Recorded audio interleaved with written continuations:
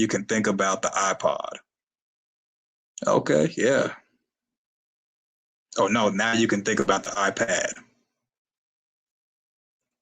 So do any of us watch any of the shows? Yeah, I watch shows almost every night. I just got through watching well, not really shows, but I watched the Star Wars Darth Maul, and I just got through watching a movie, believe it or not. It was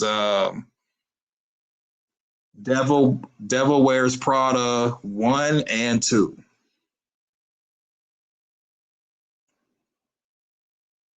Okay, the last episode of The Boys, and I'll probably watch House of Dragon when it comes out. Okay. I need to watch The Boys. I think it's like the last season. And the last episode I saw was where was with Firecracker being conflicted. I'm not gonna give anything away in case people want to watch it. Okay, got a lot done around the house. Yeah, I'm having a good day. What's going on, Rawls? Amanda Kenny in the house. Welcome. Rawls says waiting on a new terror series. Okay. The Boys the Bomb. Yeah, it is. Okay, good to hear you're doing better today, Amanda. Okay, Silo comes back out. Okay. Yeah, it just depends on Silo for me because I have to for me to do anything on that, I gotta watch the series. I've never seen Silo. That's the only downside for. Oh, why is this comment highlighted? That's the only downside to me doing television shows is that I have to most of the time catch up. And I did that with Severance, and I made 2 Severance videos. People weren't really feeling it, so I just really haven't made any more Severance videos. What's going on, Mike? How are you? Welcome. So that's the only thing I hate about doing television shows, besides From, is that by the time I'm caught up, a lot of people have moved on to something else. And then if I don't watch all the episodes and don't watch all the seasons that are available, then I pretty much end up saying things, and people are like, "Oh, you got to see this and that on season 1 or season 2 to understand what's going on." Yeah, so this stream is just was me testing equipment and probably chit chat for a bit. Now I'll be able to actually do other things while streaming, which will free me up when I do stream. So I'm not stuck in a office, stuck in a chair. Don't have to do that much drama in order to take breaks and whatnot.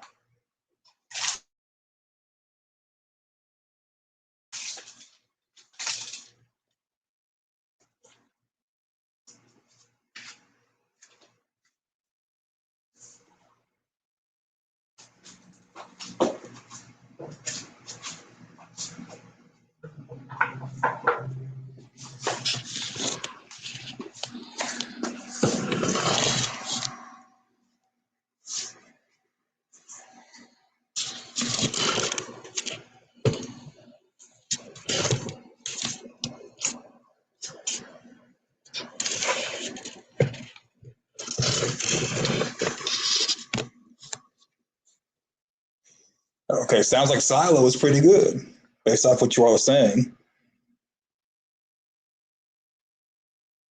Now I'm gonna have to check out Silo. I guess maybe after season 4 of From's over with.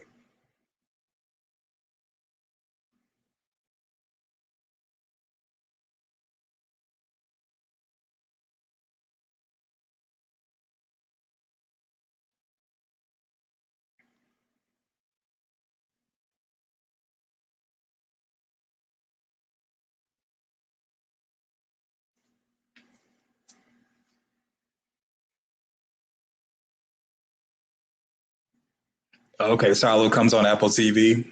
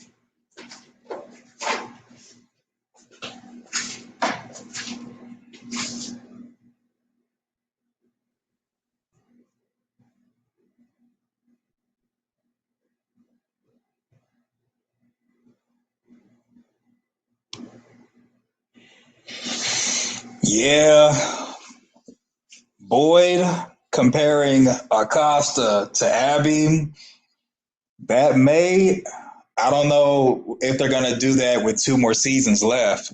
We're in season 4, but it's possible, just possible, that Boyd could perhaps see more than just some things in Acosta than what Abby had.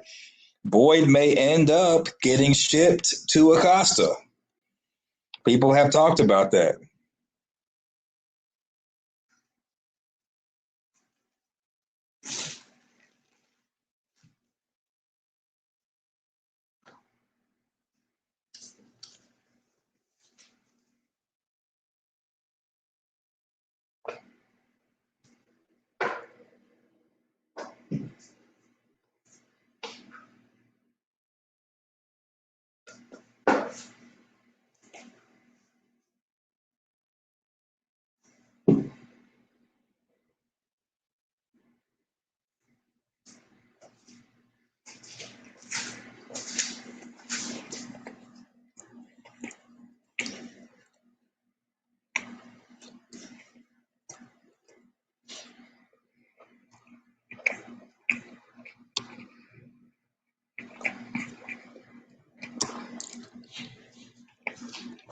Well, if you're stuck in like FROMville, you can't leave. No television, no internet, no cell phones. There's plenty of time for love. Look at Colony House season 1. It was love every night.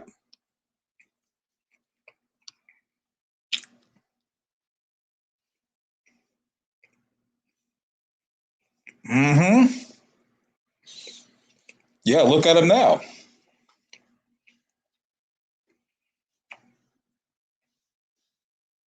If Acosta starts organizing Colony House and reporting the Boyd, he might start seeing Acosta a little bit different.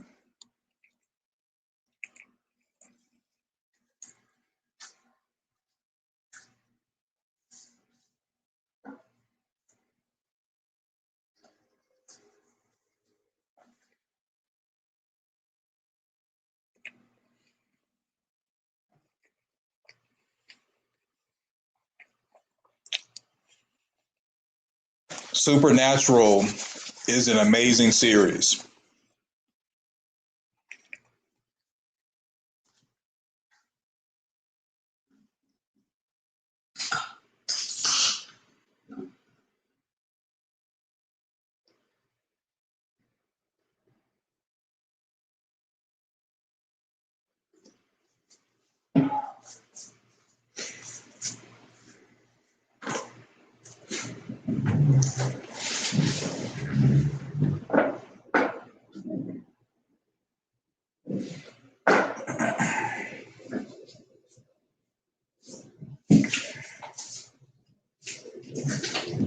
Also, Acosta looks similar to Abby and Harold's wife in real life.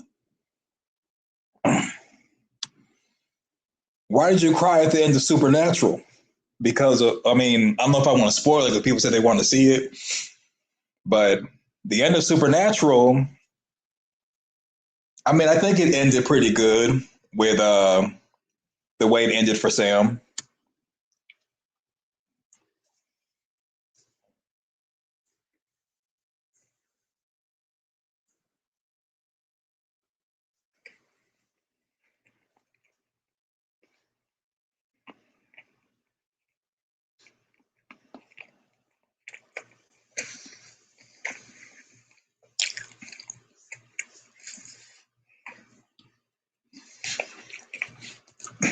They do have a lot of seasons, but once you get to going with it,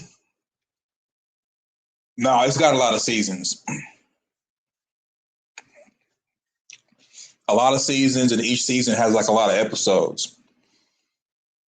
So yeah, you're right. It is going to be a daunting task. It's before the pandemic and before a lot of networks went to a 10 episode format.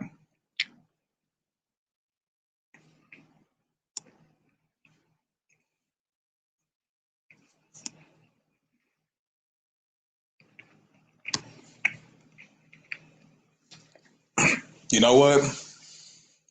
I don't remember, but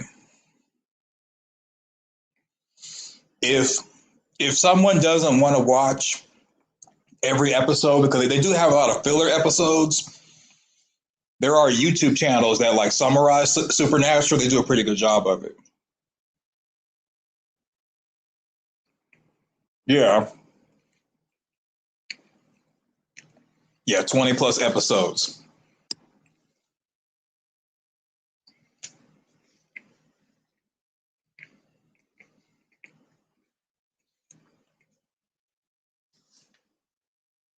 Well, what was the ending they wanted?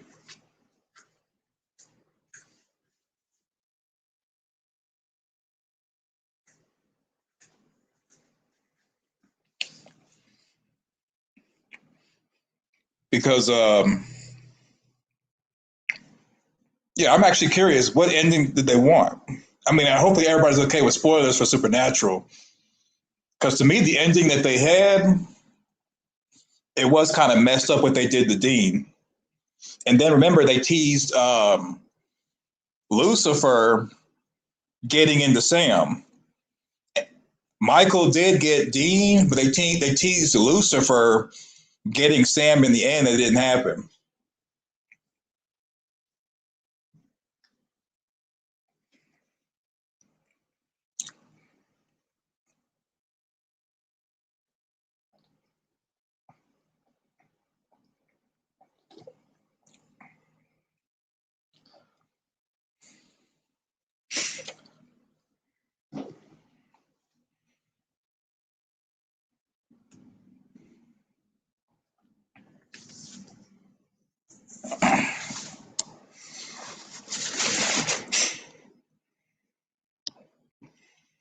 So if you all, let's say if you like Supernatural, there's a show that I bet everybody has slept on and has not watched it. I forgot who in the comment section said that they were trying to watch Supernatural, but oh well. Okay, Red Star, I'm okay with spoilers. I saw them when they came out. So a show that people sleep on that is supernatural based that I think is worth checking out, and it's going to trip you out because when I saw the show, I was like, let me just check this out just to play around, and it turned out to be really, really good, especially if you like esotericism and you are okay with the occult. The chilling, the chilling tales of Sabrina. That is required viewing if you like supernatural stuff. You can skip Riverdale, but the chilling tales of Sabrina is actually really good.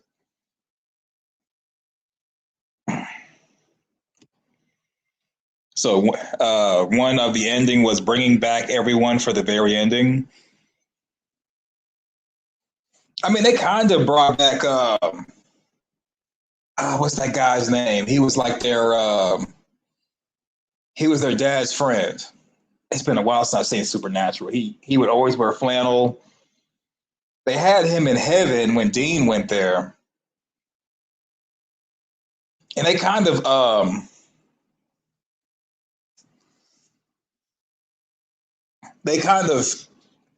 had people in there, bits and pieces or whatever.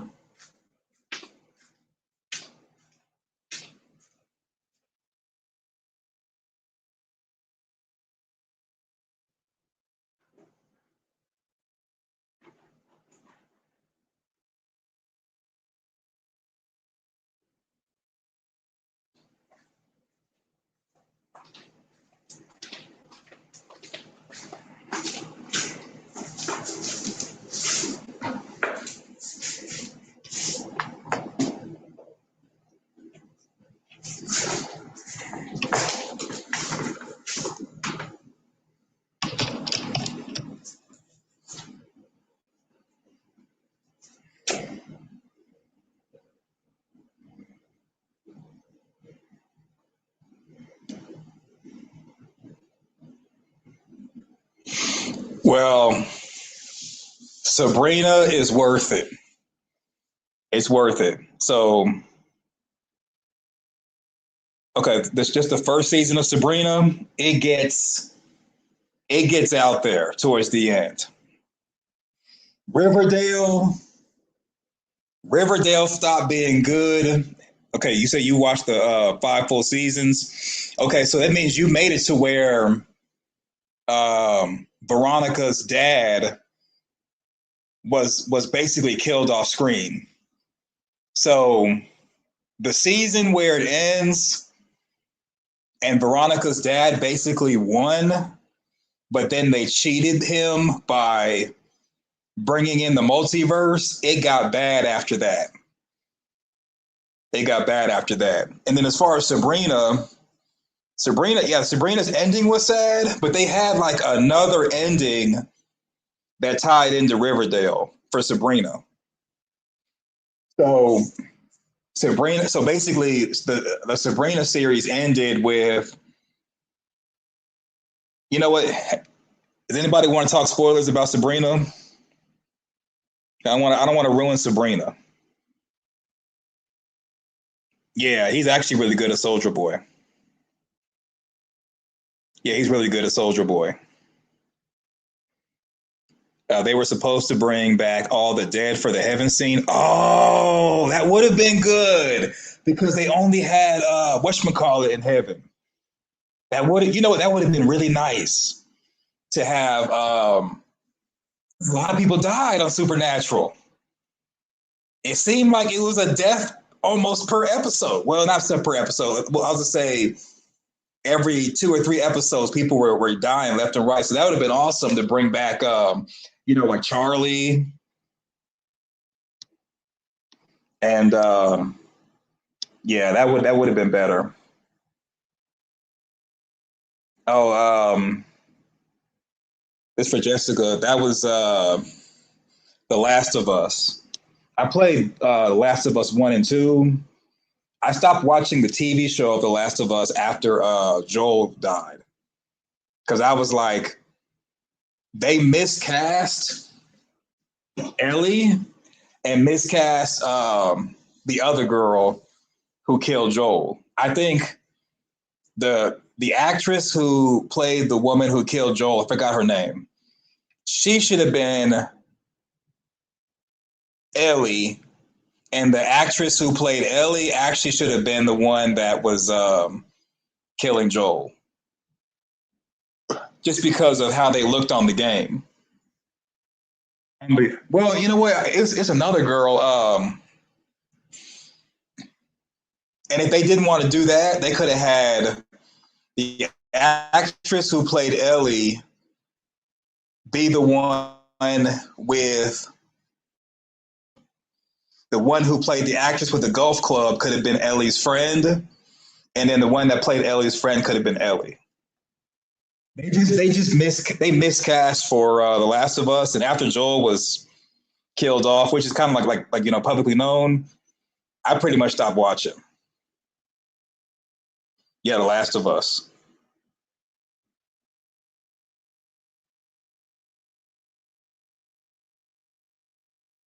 Yeah, they pretty much stayed dead the last season.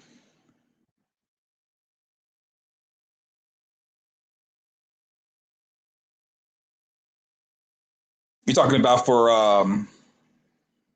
the chilling tale of Sabrina. Yeah, Sabrina went all around the mulberry bush.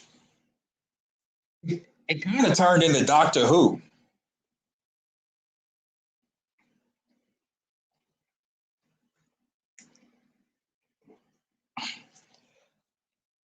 And with Doctor Who, I had to stop watching that because there's just so many seasons, so many episodes. If you fall off and don't keep watching, you're lost. Yeah, if you play the game, so in the game, the second game is the same way people were upset about Joel, and the game becomes more about Ellie. So yeah, the game actually was more sad because of seeing Ellie and Joel become like father and daughter in the first game. And they kill him off, and I'm like, oh man. And then it really becomes about Ellie and her revenge story.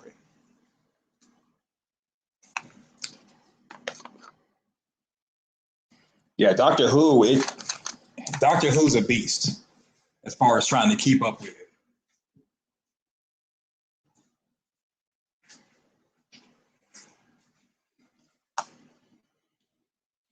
Yeah, I watched every season of Riverdale just so I could understand the crossover they did with Sabrina. So, okay, spoiler alert for Sabrina. So Sabrina dies at the end of the chilling tale of Sabrina. She dies at the end, but she's brought back off screen and does a crossover for Riverdale.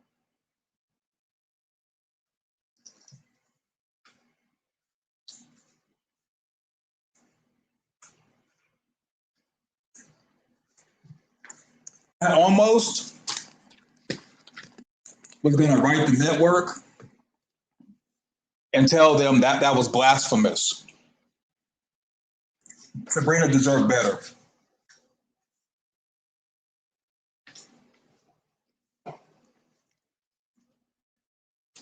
But I'm not that crazy.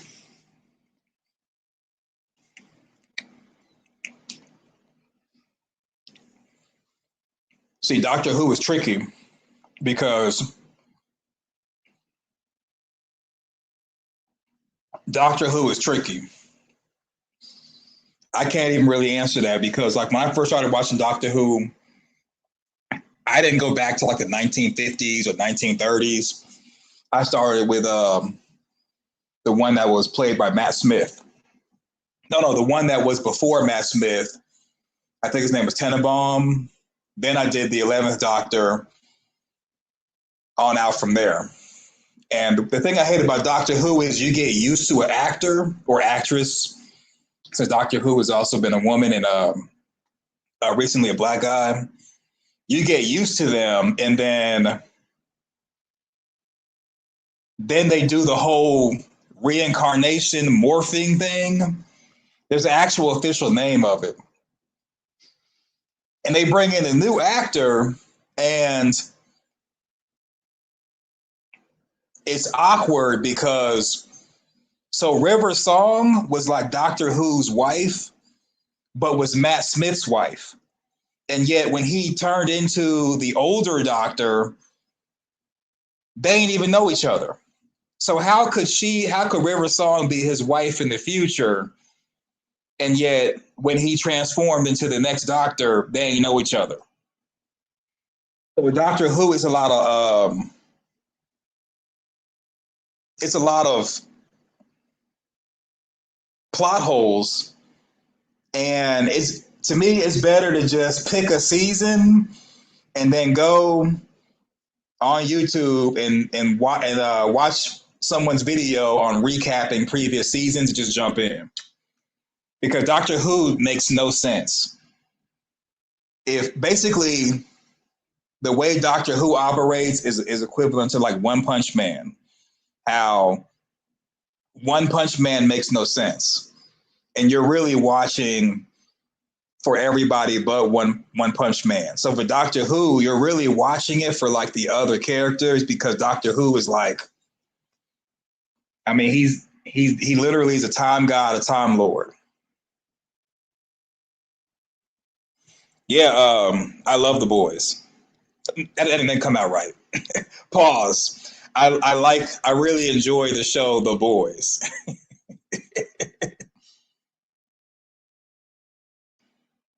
Yeah, I gotta watch Daryl's show. I saw the Dead City with Negan and whatchamacallit,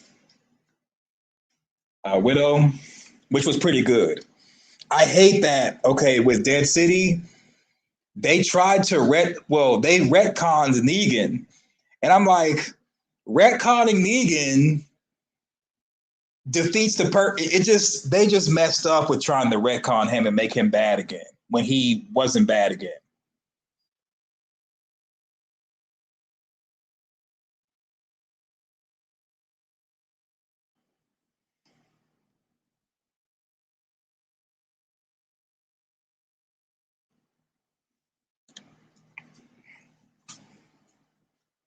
Yeah, exactly.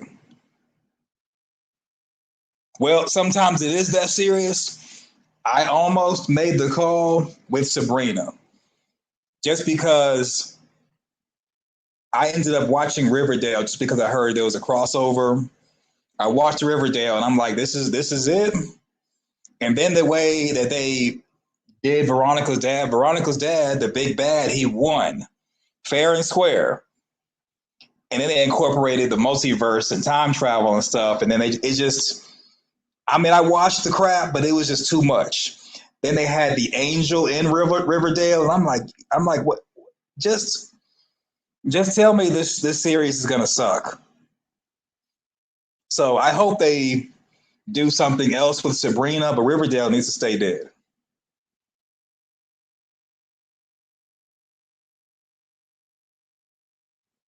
Okay, Widow's Bay. Okay.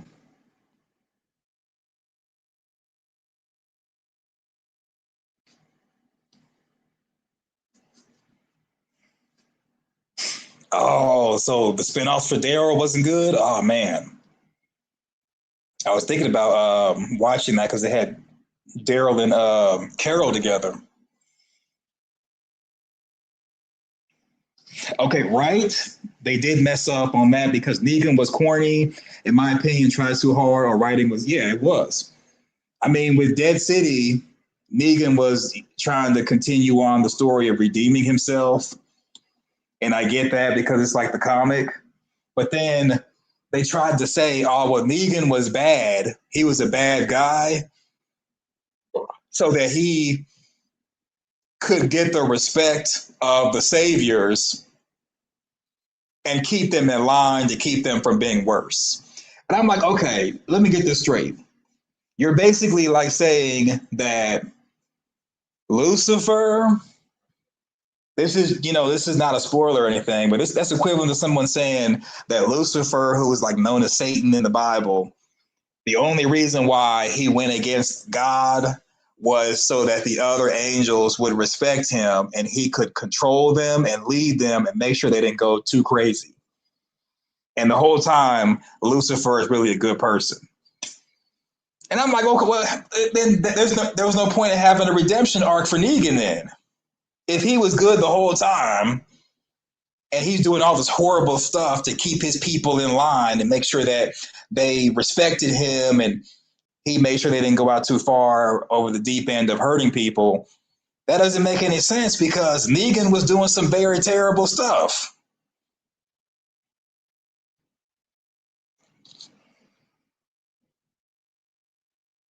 The Walking Dead seasons needed 10 to 16 episodes. 6 episodes does not give enough time for story to flesh out. Yeah, it doesn't. Yeah, unfortunately, after the pandemic and the writer's strike, a lot of networks went down to like 10 or less episodes just because they started dealing with cheaper writers.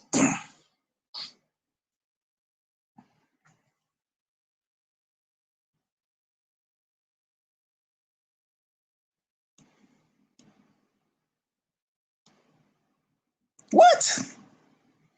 Maggie reminds you of Tabitha?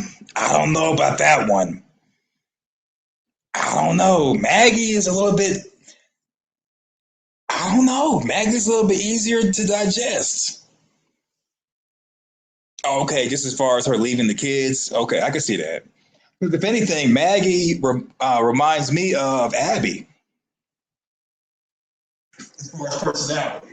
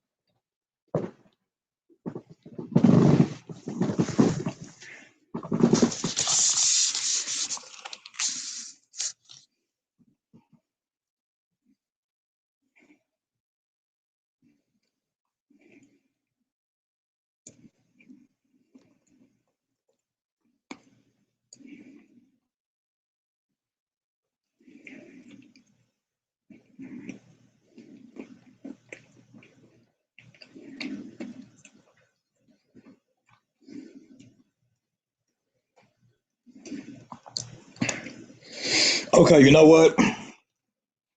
I'm thinking of the wrong person because Maggie was dating Glenn. So I'm thinking about not Maggie. I'm thinking about Carol. So my bad about that, Amanda. Carol is more like Abby. Maggie is like Tabitha, like Tabitha. So you're right. Sorry about that.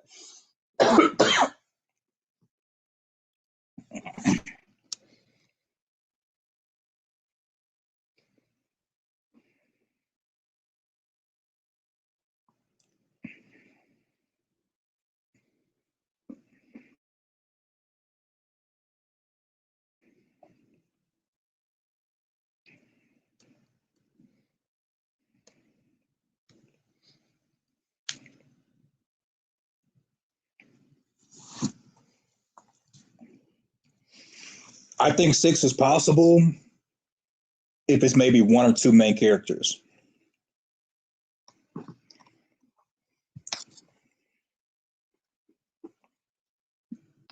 The problem with a lot of shows these days is that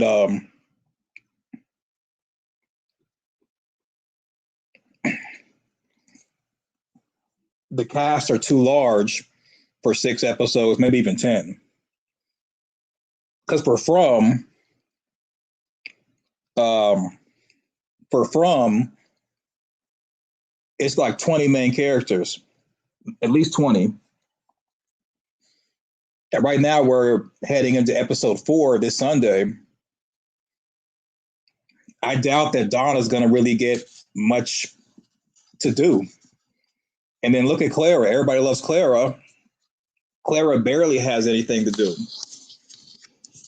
They've added Henry. They've added Sophia. Sophia's gotten more to do than Donna and Clara. And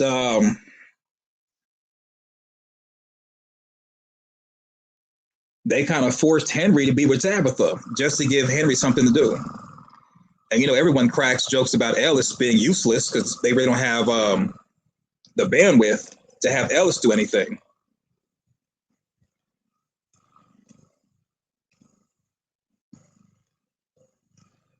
Yeah, I dropped the ball.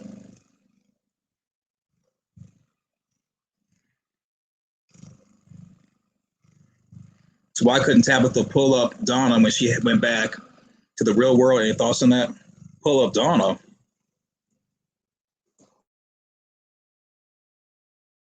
What do you mean? What do you mean by pull up Donna?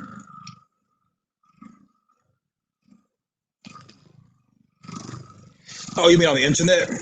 Like when she did with the Matthews or her own family missing in Arizona?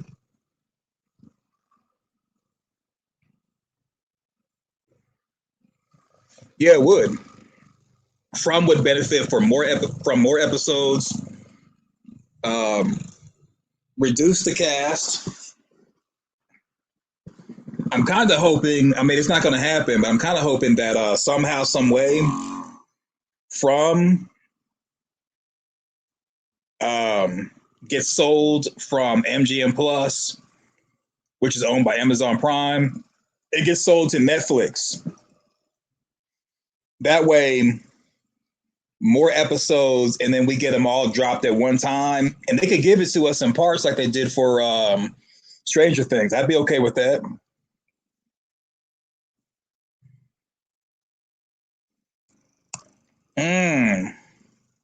Yeah, I think I kind of agree with Red Star. I don't think Tabitha really knew anybody's last names. And then she was pulling it up for Henry. So Henry obviously knew the Kavanaughs. And I don't think Henry really believed Donna. I mean, I don't think Henry believed Tabitha until he got pulled in the FROMville. I think most people would be like that. They won't even believe that a place like FROMville could exist unless they actually go there. Remember when Tabitha went to go talk to the priest? He was talking about, God is everywhere and this and that. And then Tabitha was like, no, I'm not talking about God. And he was like, why not?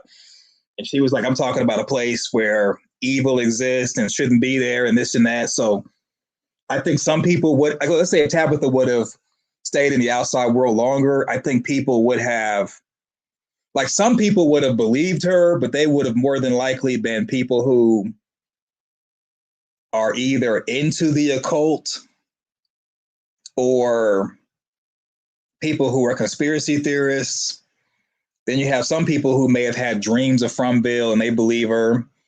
But the issue is that because you can't control leaving FROMville or even being pulled in, it's like, what's the point? Like, you tell the world about it, people don't believe you, then you go missing. And even if they do defeat the evil side and there's no more trap, it becomes a regular town and people wouldn't believe them. I mean, even though you have like a whole bunch of people saying, yeah, From exists and everything, a lot of people would be like, you all are nutty. Kind of like how people have done with people talking about UFOs for over 100 years.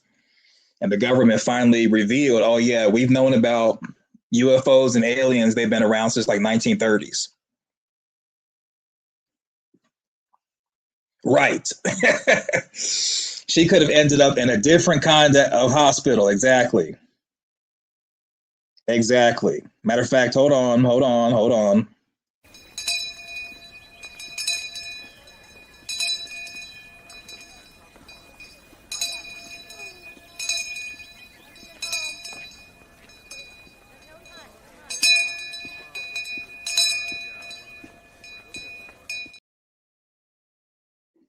Right. I had to do that once you mentioned that. Yeah, Tabitha would have been in a straitjacket.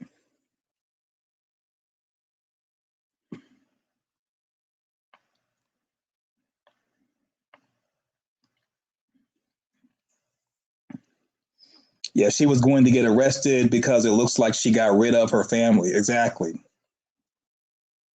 That's probably what Henry was thinking. What did you do to my son?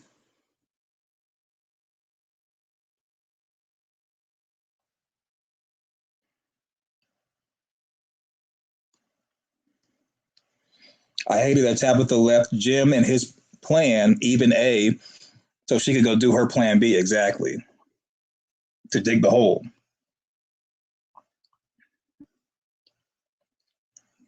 I hope that, okay, Henry stopped Tabitha from going through the faraway tree. Okay, cool. I hope that it's not just Jade going into the tunnels this season, like Tabitha goes back.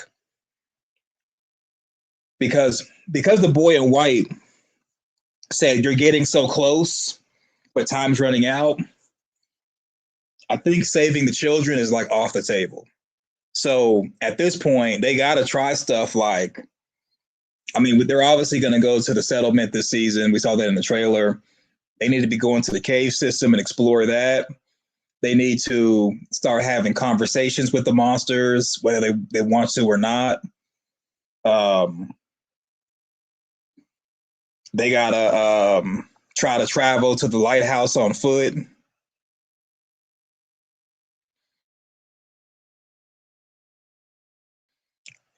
Those tunnels are full of drilling water, but only at certain times.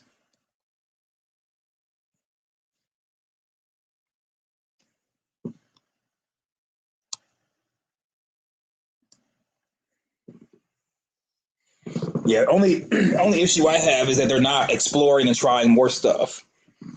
Because on one hand, you'll have a character like, let's say, Tabitha, who doesn't want to do anything, and then like do a 180, and now she wants to go through the faraway tree, but she doesn't want to tell anyone that she's doing it. And if you pay attention to the background characters, they're also theory crafting and doing stuff in the background. So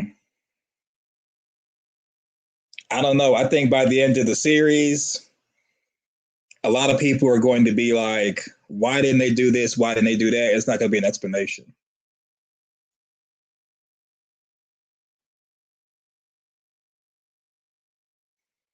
Right, I agree. The children that need, because remember, we saw during the research stream, I think it was yesterday, there's a little girl that was at the accident uh, out there in the crowd. And she wasn't like a little girl, but she was kind of young. So, and then like somebody put in the comment section in the live stream that they've seen children in the town in the background. So there's children in the town besides Ethan and Julie. So maybe that's the children that need to be saved.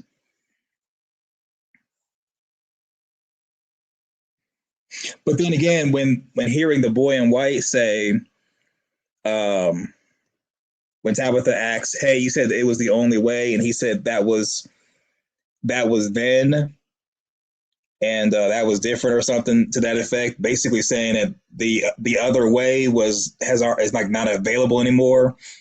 Saving the children may be the same way, where there's no option to save the children anymore.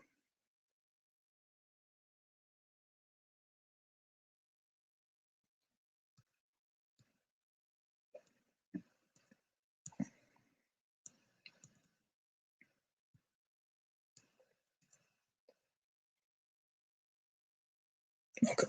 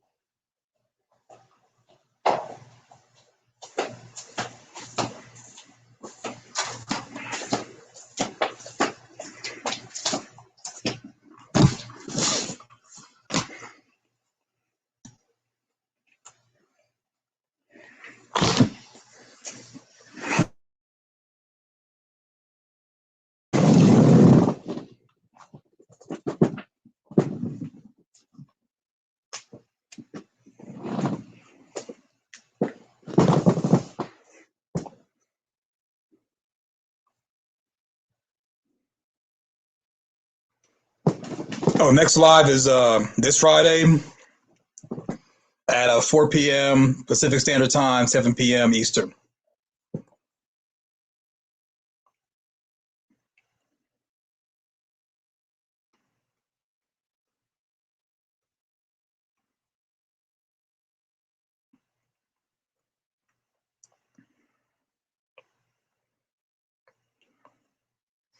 Yeah, I mean, I'm sure everybody has TikTok, and we could actually, I mean, technically, everybody could go live on here, you know what I'm saying, with a panel or whatever. But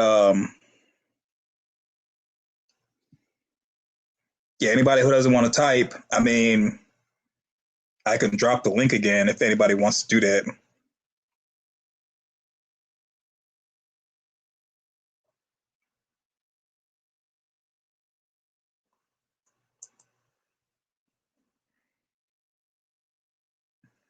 A messaging part. Well, I don't know about everyone's cell phone, but sometimes, oh, you know what? I would say talking and like talk to text, but yeah, YouTube doesn't have that.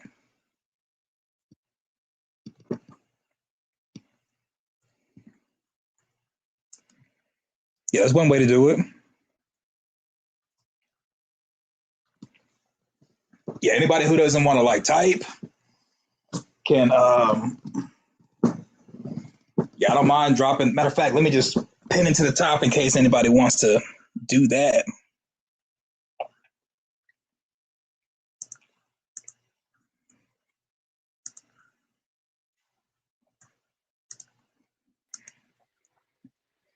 Hey, what's going on? Can you hear me? Hey, I can hear you. Oh, Okay, yeah, put the link in the chat for everybody. So if anyone Okay. wants to no longer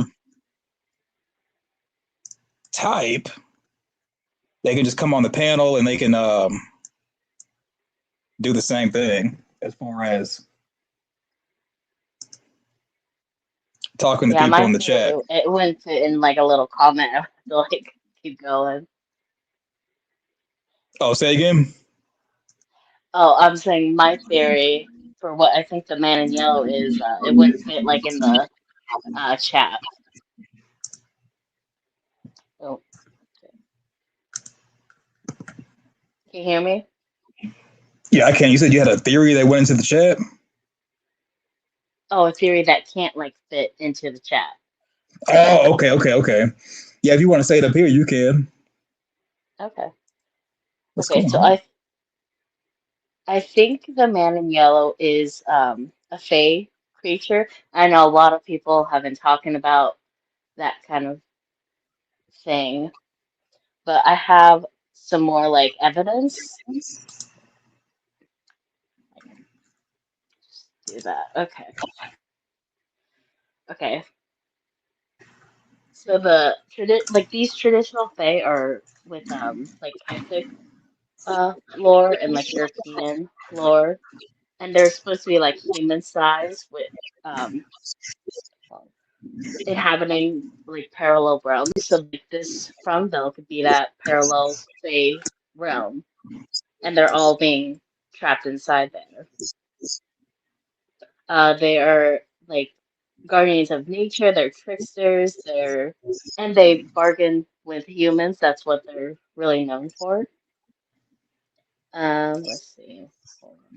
Let's see the characteristics here.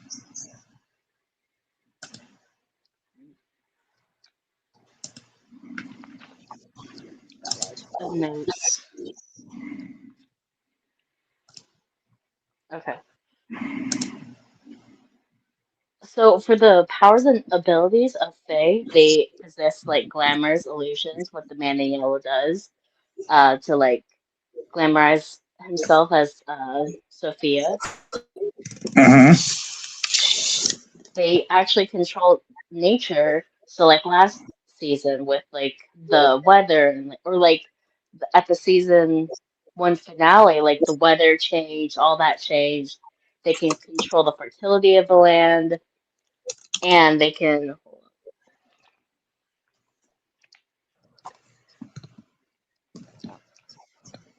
move through nature easily. So like with the man in yellow just like popped out of the woods out of nowhere at the end of last season. They can actually craft things for they like crafting like buildings and like all that kind of stuff. So that can explain why like we have the townhouse, why we have or townhouse, why we have the town, why we have the colony house. Maybe the man in yellow built it all from like scratch, just to like ease the humans into this world because they would just like freak out otherwise. Mm.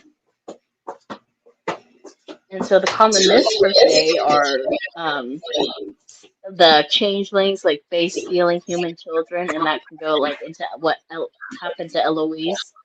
Like maybe the man in yellow took her. Like we've been kind of theorizing the monsters took her. Maybe the man in yellow took her, and that's why Victor's so scared because he knows. Uh, okay, one of the other myths is that in a circle of mushrooms and stones, that if someone enters, the human can be trapped in the Fey realm, or they can dance forever. I guess I don't know. That's a little bit of a weird one, but we just saw that Jay's last episode, he was eating mushrooms, and I think that's going to be a really, really, really bad idea of whatever he's going to see. It might make him crazy, like Christopher got crazy.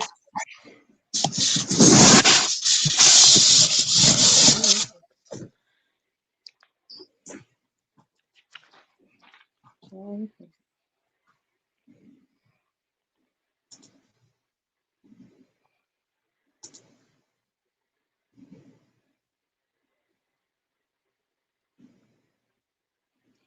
Okay. Okay. And I was like researching all this, so it does like from whatever the internet, it did say that Fae can be or humans could become Fae-like. So if you're trapped in the Fromville, the Fae realm, you can actually just like start to become like a monster, like what Boyd has started to become. Like what like Victor, he's not quite all there. He's not quite all human, so he's just kind of been wandering around, and that could have also been Eloise's fate. But like she's just basically a monster as well.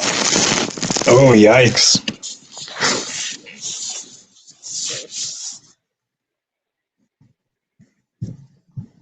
So yeah, I think that's mostly what I have. And I had thought of this because of the scene with Sophia. She had like taken the human teeth, and I think that's kind of like a nod to like the tooth fairy. And that's for us. That's for like us, because no one else saw her do that. No one else was like around. And she literally could have taken anything. She could have taken his tongue, like what um Sarah did, or like kind of like normal things. But taking the teeth is kind of weird, you know? A Right, single tooth. She took a single tooth. So I right. think that's kind of just like a little nod to us of what like the man in yellow, Sophia, whatever, what they actually are.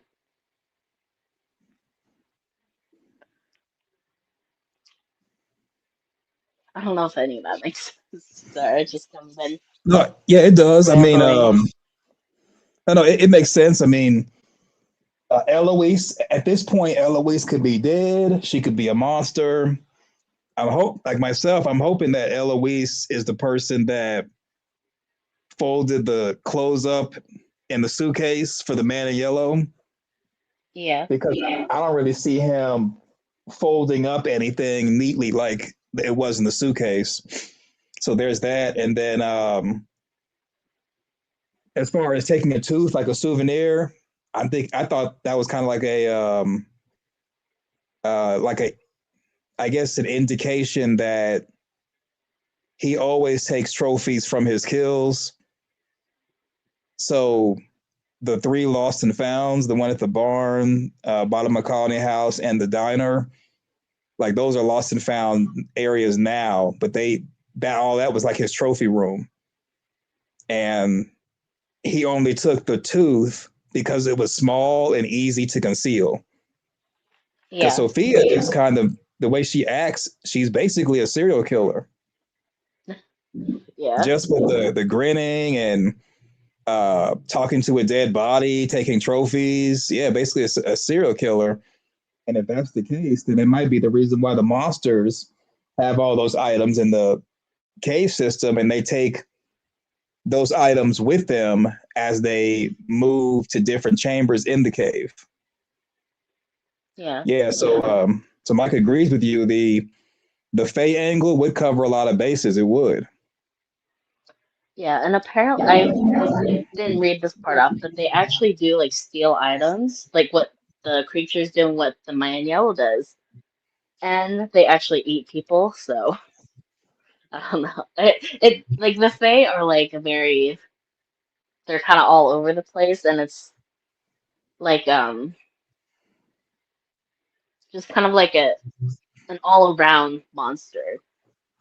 But yeah, I mean, Right. I don't have like a specific. There are specific kinds of like fae, like leprechauns and like have whatever I think they're called selkies. Like a lot of different kinds. There's like solitary, all that, all that. So I don't know. I think and the show can do whatever they want. The show can basically, and they've done this. They've just like taken kind of like bits and pieces of like folklore and like other things like that from other cultures. So yeah, like they may not say specifically that they're Fae, but I feel like he kind of checks like a lot of boxes for what he does in like this kind of realm. Hmm. Yeah, basically, he could be. I don't know if he's controlling. Well, no, no. I think the man in yellow does control the trap because he was able to come in from the church as opposed to going in from the barn like everybody else. So I think he does have control over the trap, and he may Yeah, control who comes in to yeah, basically be food. And he might just be like it in the Stephen King universe where he likes to make people afraid and making them afraid it makes them taste better or whatever. And that yeah, might be the reason why he's infiltrated the town at Sophia. Yeah, I think the creators they look at videos and comment sections and including Reddit and Facebook. They see what yeah, we type and that's what gives them their idea. yeah. This has been a theory for a really long time. I know that. Yeah, Probably the since like the beginning.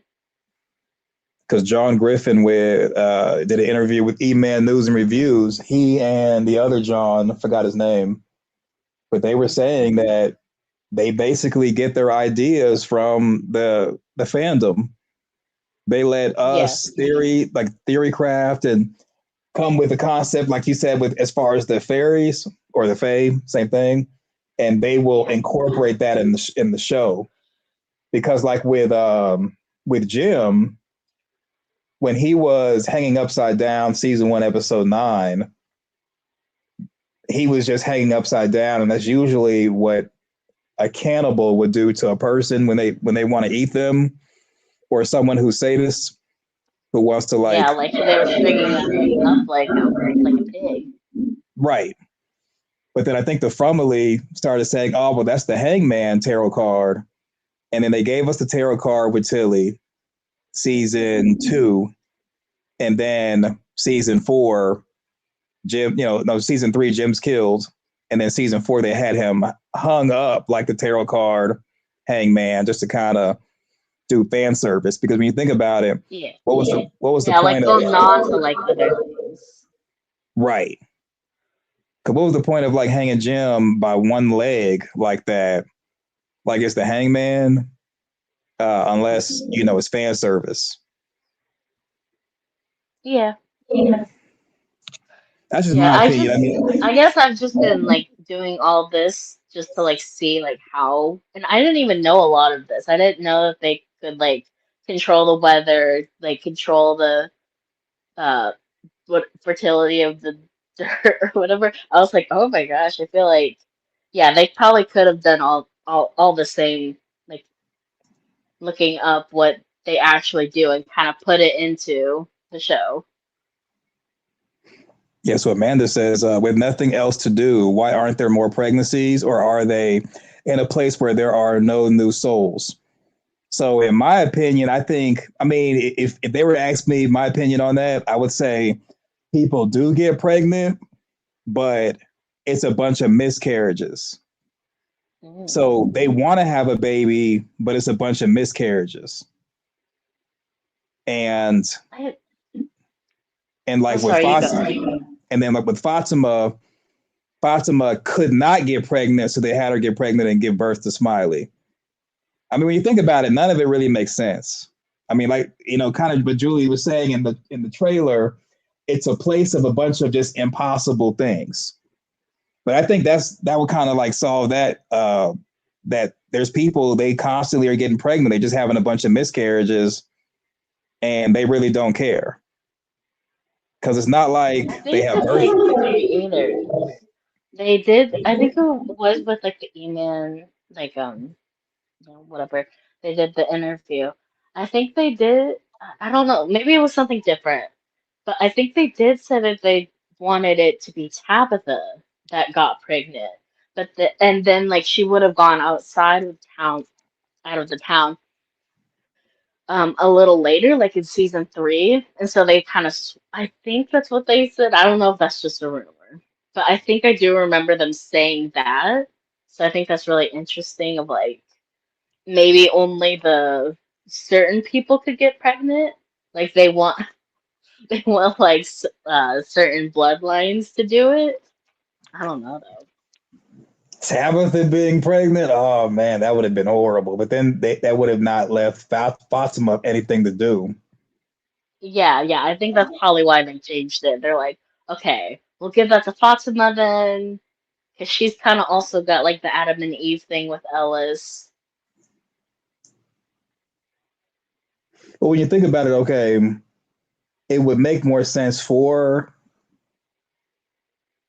Tabitha to be pregnant and torment her versus Boyd, because Yeah, Tabitha and Jade actually have an actual connection to the township, where everyone else they've had dreams. And Ethan's revealed that maybe he didn't make up the Lake of Tears, maybe it was real and stuff. But the only two people who actually would be considered or could be considered the actual Adam and Eve, or at least the first people, like in Genesis in the Bible, would be Tabitha and Jade. I mean, yeah, when you think about it, okay, I think in 4 seasons, the monsters would have had some type of conversation with Jade and Tabitha and been like, "Oh, you're back here again."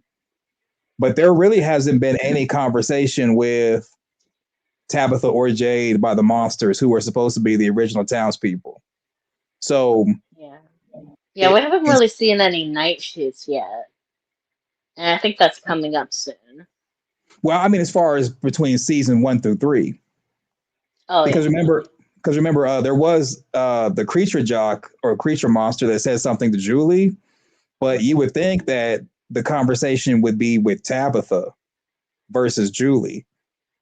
Because I remember, like yeah, the creature monster saying, "Hey, Julie, do you remember me?" But it really should be Tabitha, welcome back. Or it's between seasons 1 through 3. That kind of conversation should have happened if the monsters are the original townspeople and Jade and Tabitha were with them. And I remember, don't think they want them to know they are. I feel like and that's why the man in yellow got really, really upset. He's like, you're not supposed to figure this out yet. You're like, that's I don't think they would have given them any hints. But then again, why would they give Julie a hint? I don't right. know. And I mean, Jasmine said to Kevin, we know, no, not Kevin. Jasmine said to Trudy, we know all your names. So Yeah. they know Jade and Tabitha's names. So between seasons 1 through 3, with them giving different hints at Jade and Tabitha being reincarnated, I mean, you would think that the monsters would have had some type of dialogue to indicate welcome back or something like that. Yeah, just Same way stuff that that actually now that you said that, I don't know if they've ever interacted with Jade or Tabitha. Like they they'll haven't. interact with what's his name? The bald Boyd. old guy. They'll interact with Boy, they'll like talk to Kenny, but anyone but Jade and that maybe they just hate them. They're like, I'm like blocking you. I'm not even gonna look at you, traitor. Yeah. Maybe. I don't know. But the grandmother creature did go after Ethan and had, like a FaceTime with Julie. Yeah. Um, so you got that. And then that's really it. Like the monsters have really interacted with Fatima, Ellis, Boyd. Um, but when you think about it, there really hasn't been much dialogue between the monsters and the people. Not So man, too much. They'll like smile at them and they'll like some of them talk or like that one like she's like pretending to shoot herself like yeah, that was Boyd. with Boyd. Yeah. Yeah. And then there was the cowboy creature taunting Boyd while killing Tian Shan Lu. So Amanda's saying Taunting there. Tabitha. He said Tabitha. Or sorry, Fatima. Too many A's. Yeah. Fatima. So Amanda's saying there was one other pregnancy in From, but we never know what comes of it. Uh, was that like a Is background that character or a the monster? pregnant monster again? I don't know. I mean, because really, if you think about it, with the background characters they have, there should have been other pregnancies, especially in Colony House, because they were doing it like rabbits. I mean, even Oh my Father god. Kotri said Colony House was hedonistic, which basically is they're doing it like rabbits and doing other stuff. Yeah. So I think it's possible there could have been other pregnancies, but maybe it was miscarriages. Yeah, and they wouldn't even notice. They're like, I don't. Yeah. Okay, there was another pregnancy background character. Dang. Oh, like with the back. Okay, like in the town?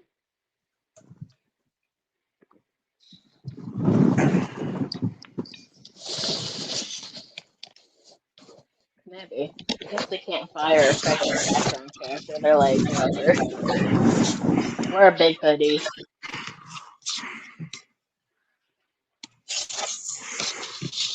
Yeah, maybe I missed that one. Oh, Colony House Oh, and Citizen. Okay. there was one reference. Everyone knows the reference of like Ethan talking about the secret fairies. And they said that that's episode is super important, so maybe we will get some kind of confirmation of fairies around. Oh, Like, yeah, the fairies was they were about good bringing fairies.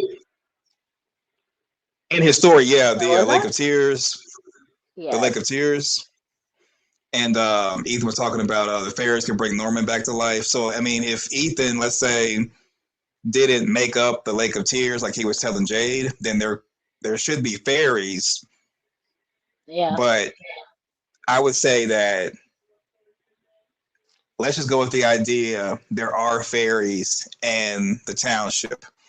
They're Hmm. probably evil because Yeah. there are evil fairies. It said the man in yellow, he could be a fairy because fallen angels were also considered to be fairies. Yeah. So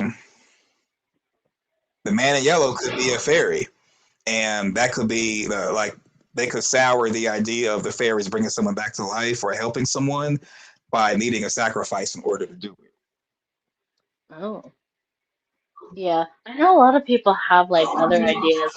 I saw like one thumbnail of like Clara was a fairy or something. I don't know.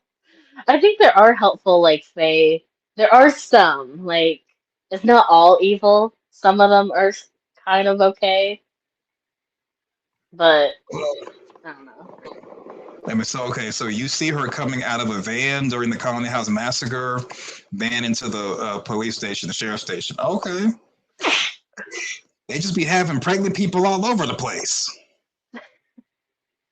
Yeah, They're like, like don't look at them. Don't look at.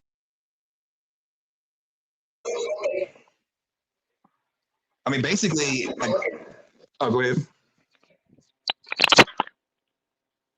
Yeah, basically, it's like one day I'm gonna have to rewatch the show and just focus on the background characters because, I mean, a pregnant person going into the sheriff's station, you would think that'd be like a big deal, which it is a big deal Yeah.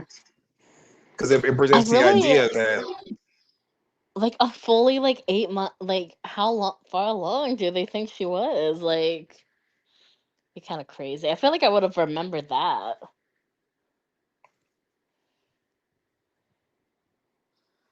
well, with the research stream we did yesterday, and we saw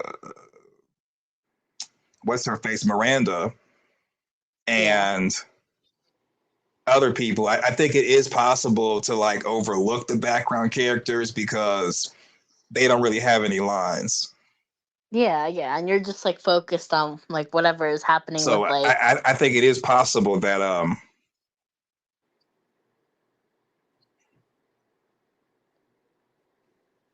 hello. yeah, because at the time when the episode first aired, it was like okay, everybody's getting inside the sheriff's station, and then you see Father Kotri out there being a shepherd, and he's directing the sheep into the safe Hmm. house, so to speak, like a biblical reference, and then he gets killed. So I think it's really Yeah, easy to like someone says overlook his that. name too. They're like the monster or whatever. It's like, oh, father, and so he turns around because Okay, it's so him. Amanda says a screenshot. Oop, yes, rip father Kotri. Yeah, Amanda says she sent a screenshot. Okay, Rawls is saying she got essayed by an entity. Fatima gonna do with the dirt. I don't know. I think Fatima's gonna do. I think she's gonna do like whatever she saw in her vision with the dirt. Maybe the original townspeople summoned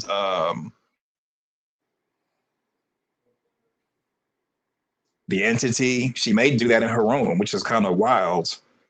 And she knows that Alice or Boyd or Donna is going to go into her room. They're going to see the dirt and immediately stop her from whatever she's trying to do. Yeah, I think there are a few So I like don't know why she's. Wicca traditions that are like, oh, you like take dirt and you protect yourself, or like the dirt of like a grave or what, like whatever. Like you take that. I don't think any of that has to do with that though. So I'm like, Fatima, what do you? I thought she was gonna eat the dirt. I was like, oh, are we still hungry? Like, Oh, what's like she was going pregnant for a on? smiley. Yeah, I think. Only thing I can think of is she was going to. If she's going to try to recreate a ritual, because if she Yeah, was, I let's say, if don't. she's gonna do something with the dirt that wouldn't be something that anybody would have an issue with, she could do it outside.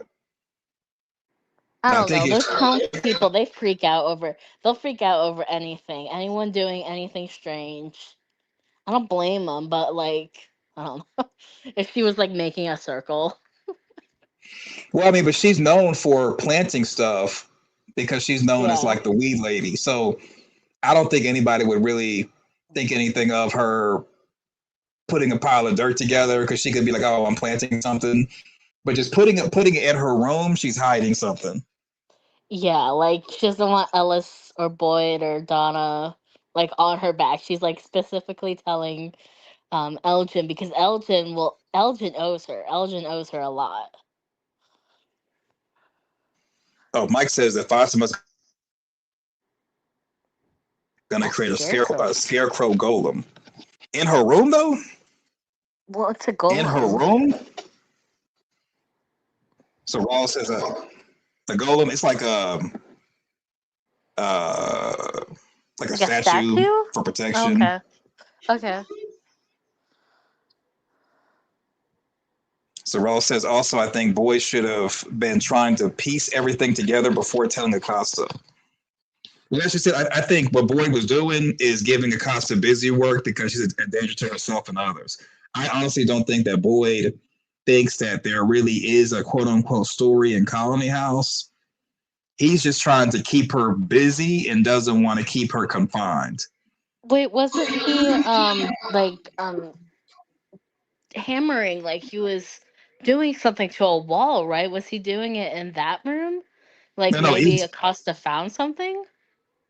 well. The hammering that he was doing was in the church, making the memory board. And that was season 3. No, no, no, no. Like in the trailer, he or sledgehammer. He was Oh, the using like a sledgehammer. I think he was doing. sledgehammer on something. Yeah, I think he was going to sledgehammer the root cellar wall. Yeah. Oh, I don't know. The root cellar. I thought. I don't know. Maybe it has to do with something else. The trailer cannot be trusted, apparently. Okay, so Amanda, you don't have to resend it. We'll do a research stream on Friday, and we'll check it out as far as that scene, like we did for. I know you missed because you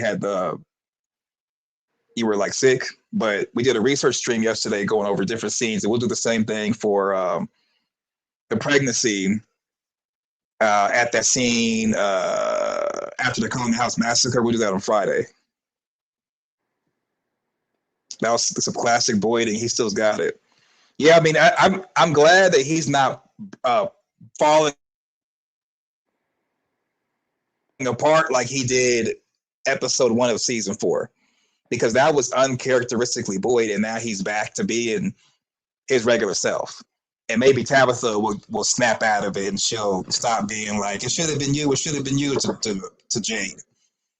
Because you can't stay in the township. I think it's foolish to believe that you can stay in a place where you're like trafficked and try to get some type of normalcy. Yeah, I think she's got to learn to like stay planted and like fight for something because that's the Tabitha thing to do. Like she wanted to run away from her marriage. She wanted to like she wants to run away from the town now. Like I think she's just like that's probably gonna be her like store or character arc for this season. Just to like stay planted and like just face whatever she has to face. So Amanda says Acosta told Boyd to give the people busy work after the diner meeting, but when Boyd takes her advice and gives Acosta busy work, she gets mad. So I remember Boyd talking to Ellis after the diner meeting. I have to go back and see that. But yeah, I think with Acosta, she had the police uniform on. I don't think she believed that she was trapped and she was still in cop mode. Once the uniform came off, it's like she lost her purpose and lost her mind. Yeah, I feel like a lot of people, like in those kind of services, like in the army, like police, they do that for like structure. Now, like, it seems like she has any structure. Well, it's kind of uncharacteristic because Acosta should still be in police officer mode, even though she's a human traffic victim and she's seen some. I mean, I guess you could say she's seen supernatural stuff with the monsters walking, and she shot the monsters, and they just kept coming. Yeah. So I think I think she just has a bad personality. She should have never been on the force, unfortunately, because she shouldn't be Maybe, breaking but down like this. what's she gonna do though? Like it's literally like her again. Like it's not just her, but like just a person against like whatever evil supernatural entity. Like they're gonna lose. Like I feel like, and she can't handle that. She can't save people. I feel like. I mean, she's also Yeah. a bit selfish too, but like I think she does like at like deep inside, she has like a good heart. I feel like, and I feel like we saw that bit in this episode. Like, I mean, I would feel the same way. I'd probably give up too. I'd be like, what's the point? I don't know about Acosta having a big heart because she's asking Boyd for a bullet to self delete. So she's breaking down mentally and having psychological issues. Basically, she's a bad cop. Yeah, Because because I will say like she's not being a good cop like in Fromville. Like Boyd used what he knew and he actually brought some structure to the town. I wonder what would have happened if Acosta would have been the first to come. Like that would be like an interesting what if. Like if she could have kind of had a similar role, but I don't know. Probably not. you Like I mean feel came like it before probably would have been Boyd? too much. Like, like just kind of giving people what they needed. But maybe it would have gone horribly. Well, if Acosta would have came before Boyd found the talisman stones, she would have already eaten the bullet. If she's like this, and I'm not going to say that there's no danger, but think about what Acosta has seen. She shot at people, they kept coming. Cops face that all the time when people are on drugs. Second thing Well, they're is, not like supernatural. They're not like well, the gonna monsters. rip you apart. I don't think the monsters actually morphed in front of her. They were just like walking, Well, they were like and she eating bullets. Like like straight up no. like But see, the thing is, like someone who's on drugs also would eat bullets and keep coming for you, but they actually would be running. I don't know. So I've it's never been in that uncharacteristic for a position, police so officer maybe. to draw their firearm. Now I'm telling you, like you could even look on YouTube and look up people on drugs and see police officers will shoot them with a bunch of bullets, and they'll keep coming after them because with With like drugs, adrenaline? it I guess so. adrenaline, yeah. So Yeah. adrenaline plus like they're high on something, like the what they're high on will numb the pain, and Mm. then it'll cause an adrenaline rush, and even to a certain extent, people who are drunk on alcohol, all that goes into creating adrenaline. And there's a bunch of videos where the cops are like, don't move, put your hands up. And the person's coming at them, and the cop uses the taser, nothing. The baton, nothing. They shoot Really? the person's still coming. I'm telling you, I'm not joking or making it up. They No, got I the, believe you. I believe you. I'm just surprised by the willpower of humans, I guess. yeah, it's not a yoga stretch at all. Not a yoga stretch. People on drugs, yeah, people black out. I'm telling you, it's not a yoga stretch. It's on Google, Facebook. You just like go to the search bar and type in, or even go to Google, type in "person on drugs, police," and you'll see Mm. that it'll take like 4 cops to take somebody down. And so being a police officer, even if she's fresh out of the academy, they know that they may be dealing with someone who's on something, and that might be the reason they're eating bullets and just walking towards them and not responding to commands. And the second thing is Acosta shot in the colony house.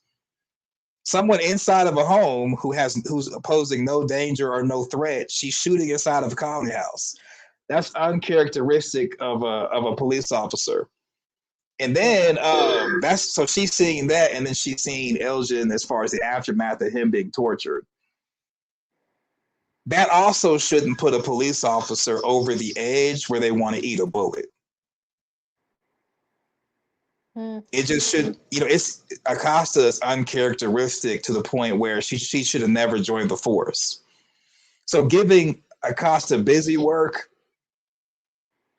is the only thing you really can do with her, but she really needs to be locked in the room or chained to something, because when she went and snuck into the ambulance and was going to just drive out of town or just drive and didn't even stop for Ethan, she's off her rocker.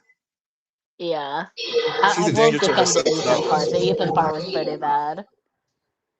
Right. And she ignored Ethan walking along the road by himself. He's under the age of 10. Right. What good cop would do that? No good cop would do that. Yeah.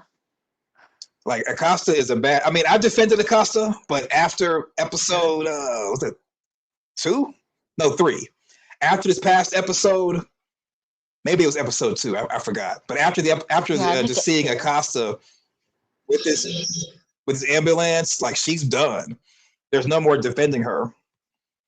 People are crazier even when not on any substance. So with a substance, exactly. Amanda, we're on the same page. People got mental health issues, and then you have them get on something that's like Mike was saying, an upper. Yeah, they will. I'm telling you. I know it's hard to believe, Ray, but people who are on drugs, depending on what they're on, there is no stabbing them, shooting them. They will keep coming. They will, if they want to like attack you, they'll keep coming after you. I'm telling you, the videos are out there. The police body cam footage, they're out there. They'll keep going. They'll come after you. So yeah, giving her busy work was a good thing, but Acosta unfortunately should really be confined. And she needs someone to, if they're going to do the busy work thing like Boy did, he needs someone to watch her. Acosta can no longer uh, be on her own reconnaissance. She needs to be Yeah, watched I and feel like monitored. maybe during the night, like with the other people, because I think where's she at? She was in the with Boyd, or she was like in locked up somewhere. But like, yeah, especially at night, because if she like Yeah, the went sheriff crazy and station. just like went outside. Yeah, definitely Yeah, she cannot would be do in that. Colony House. See, when she expressed that she wanted to eat a bullet, and plus she's done something that made her dangerous to herself and others by being in the ambulance, she needs to be monitored 24/7 Mm. because she could get her hands on a knife from the diner. That may have been what she was looking for in the diner was a knife. And she ended up, smashing stuff. That may have been what that scene was about. And Really? You think she gave up right then? well, because she had her uniform off, she was in plain clothes. Sarah went up to her and was like, "Hey, how are you doing?" Acosta was like, We're not friends." So Acosta was already withdrawn from everybody in the Yeah, corner like by the herself. ambulance was the last resort. Like, Right. Like I think the intention was to keep driving, and then eventually, if she accepted there was no way out, she was probably going to crash the ambulance. Because remember, when the tire spikes were on the ground, Acosta had the vehicle go to the left and try to go into a ditch. Christy put her hands on the steering wheel and put it back to the middle of the road to go over the tire spikes. well, So I I think think for that in that that one, she was moment, probably gonna drive until she like ran out of gas, if I had to guess. I don't know if she well, was willingly gonna crash, no, but no. maybe. If you go back and rewatch the episode, Acosta saw the tire spikes and she had the vehicle veer off to the left. Christy put Yeah, her she was hands on the trying to steering like wheel and drove the miss vehicle or the. forced the vehicle back to the center of the road. Yeah, I think that's true. Acosta was trying to drive into a ditch and end it all. Yeah, I think Acosta was trying to drive into a Poor ditch and end it Christy. all. Well, I mean, she didn't really. I mean, if she, I don't think she really cared about Christy's life at that moment because Mm. Acosta was sounding like she was out of her mind, talking about her mom believed in hell. People who believe they should be in hell should be there. I don't believe I should be here. Like she was losing her mind. And I think she was going to Yeah, drive in. She was planning on driving into a ditch and trying to end her life and had no concern for Christy. Yeah, Mike says Acosta having her rock bottom now gives us 2 seasons to fall in love with her. Well, don't let her drive on the date. She might want to drive into a ditch. So Amanda says, unfortunately, Acosta has blackmail now with the Elgin thing, so she could make waves if she pushed. Yes, but Sophia might push her. That was yeah, true. yeah, she could do it. She could do it, but She's very usually, vulnerable.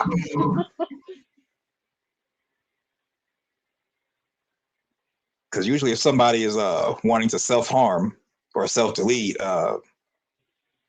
they're pretty much gonna just try to just end it all. I don't think they're really gonna do all that. If anything, Elgin could be the one to say something, but I mean, he would have already said something to Fatima. I don't know. Well, It actually, he might just be did. Sophia.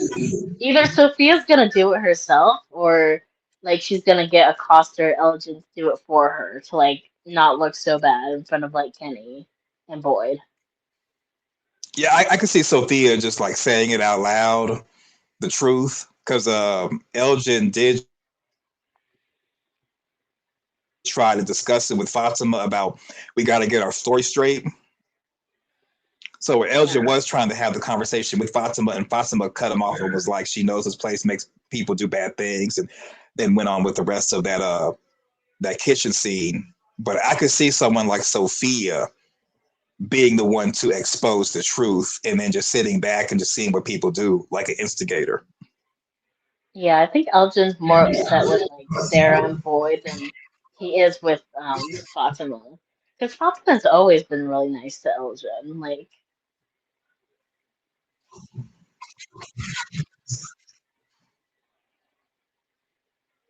Yeah, she has Thelma because she and was his Louise. proxy. So Amanda says Acosta. Yeah, Acosta was trying to pull a Thelma and Louise instead of driving off of a mountain or off a cliff like Thelma and Louise. Acosta was trying to drive off into a ditch. I think Amanda's spot on with that because Thelma and Louise, they were like, they're not trying to get caught by the police. And they chose to end it all. I think Acosta was the same way. She was like heading towards that ditch to If I can't leave, no try one to end it can. all. And Christy was the one that made her go back to the center of the road to go over the tires Yeah. place. Oh, say again? What was that? Yeah, Sophia's going to be exposing stuff. Yeah, Mike was saying Sophia's going to be exposing stuff. Sophia might be using Sarah to get information on everybody to know how to push everyone's buttons. But Yeah. doesn't the man in yellow know everything? Seems like he kind of does. Well, that's the thing. Like, okay, I think he knows what has happened, but getting a character to tell them something for him to regurgitate is I guess that's what he's trying to do.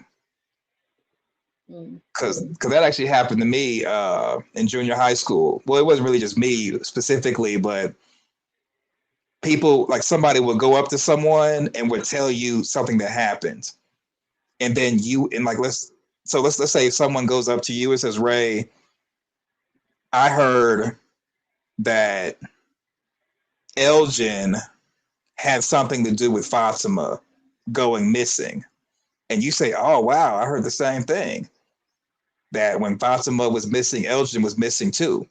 Then Sophia goes to Kenny and is like, oh, I heard Elgin and Fatima were missing together. And Ray says that Elgin is the one that took Fatima's baby.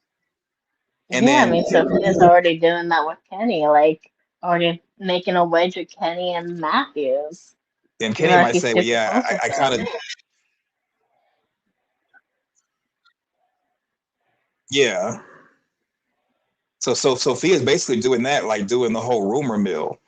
So I think like Sophia and Yellow knows everything, but it's just the opportunity to say that someone said blah blah blah, or like to be messy.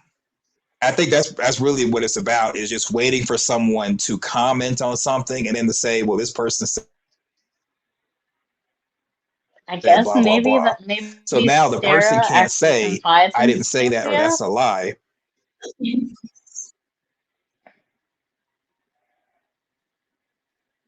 She could. Oh, I mean, yeah, I mean, Sophia they're gonna get could close ask. apparently. Like maybe Sarah's like, "Oh, I did this to Elgin," and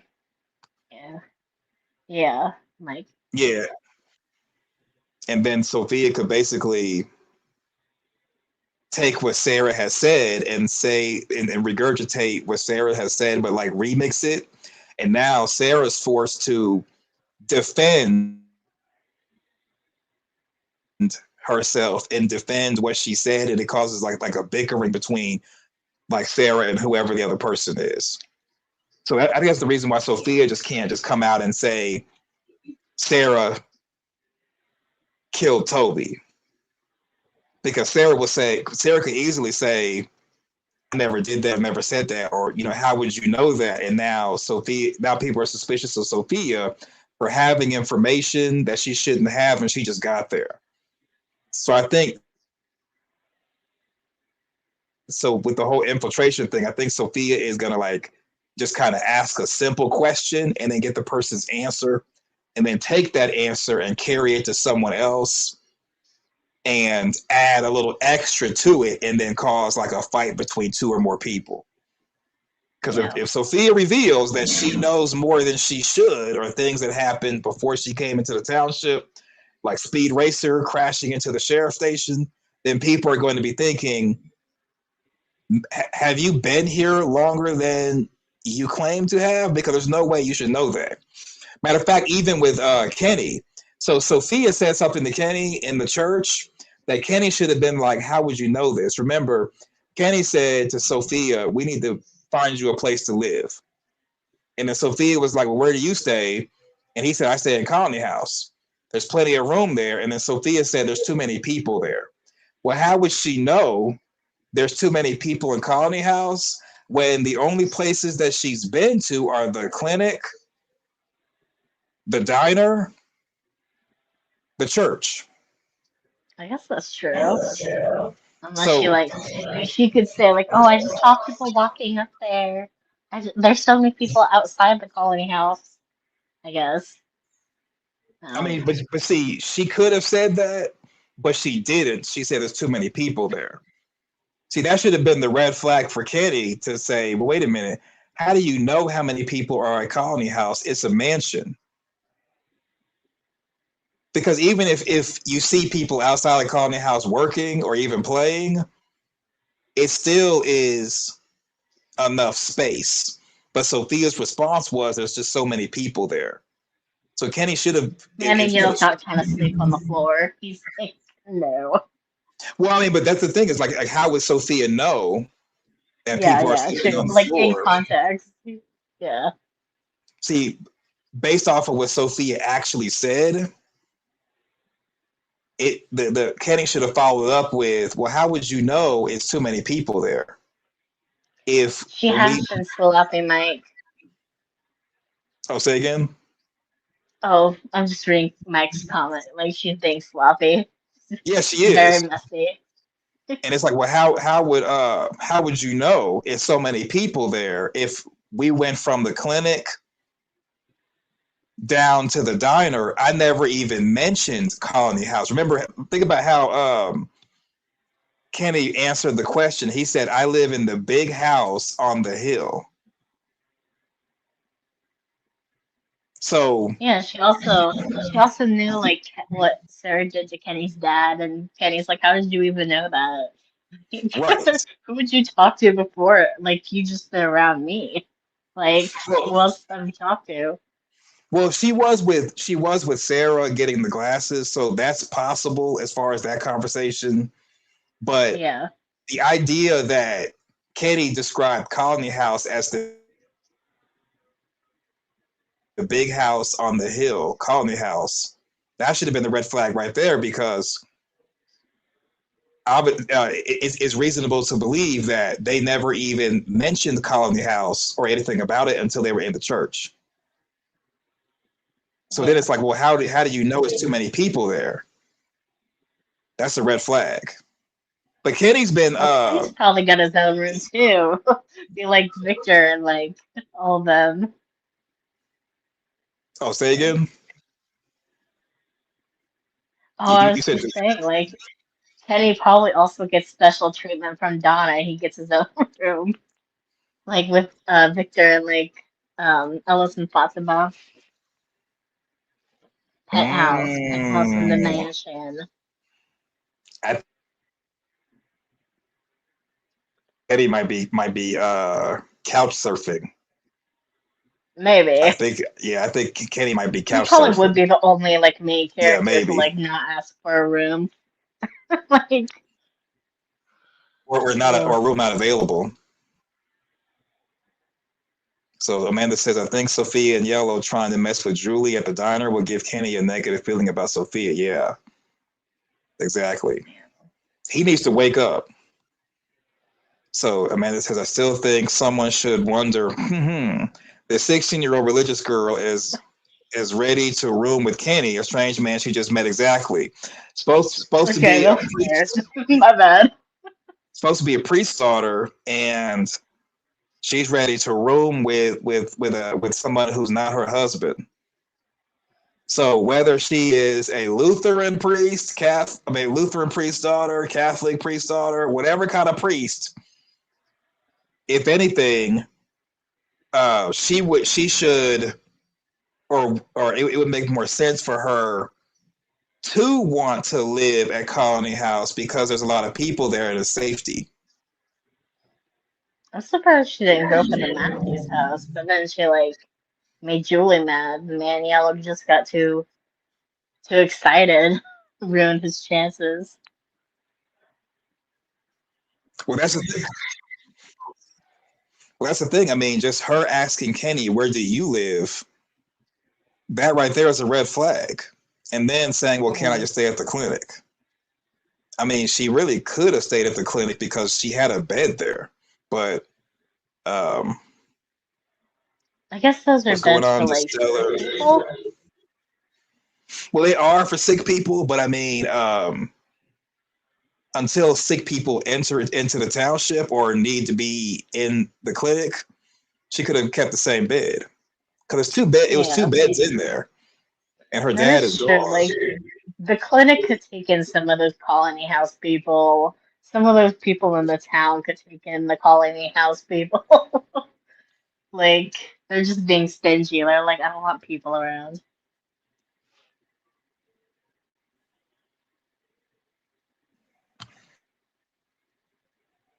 Hello. Yeah, so why isn't that coming up? So Amanda's saying Sophia and Yellow's ego or excitement is causing her to make errors too early. Yeah, that's really what it is. Like, that's hitting them there right on the head. That Sophia is not. I think in her arrogance and she's toying with people. She's dropping hints either on purpose or an accident, letting people know it's more to her. And just the idea of her asking Kenny, "Where do you stay?" That's a red flag because she's a minor. And then another thing would be being in the diner and there's no food in front of her. Oh, was She's there? not she's not eating. Oh. I mean, think about it. She was sitting there staring at the Matthews on the side of her glasses, the side of her eye. Oh, I think Kenny was saying, "Oh, doctor's gonna get you food." I think that was like the end reason. But yes, she Yeah, was I mean, I staring would have to. been asking about the food If I was like, because she was. uh, Well, if she I, got up. oh God, Julie, sorry, forget names.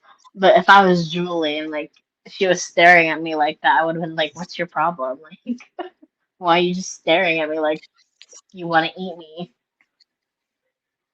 Well, I think I mean Julie did come over to comfort her because her dad died. Her fake dad, the priest, died. But the fact Yeah. that Sophia got up and went to the window and was looking at Julie and Tabitha bickering instead of like sitting at the table waiting on food, another red flag. Because she hasn't Yeah. eaten since she's gotten there, so she should be super hungry, and yet she's not. Yes. So Amanda says also Julie sits down and says she's dad died, but Sophia and Yellow Yeah. didn't sit Sophia back. and Red Yellow was exactly. being rude. It's a bunch of red flags. Well, there's a bunch of red flags, and people are not picking up on it. And you don't have to be an investigator or a detective to kind of like put two and two together and just think like, well, something's not right. Yeah, because like Julia's never even met this girl, and this girl's already mad at her. Like, Ju- like that's so like in context to everything, that'll just be like a big red flag. Because either she's like Acosta, like she's just stirring things up, or like she's just weird. I don't know, like I guess antisocial, but like I don't know. But like she's like a yeah, they're like it's a young girl, like they'll just give her chance after chance, really. If it was like an old man, they'd probably be like, "What is wrong with you?"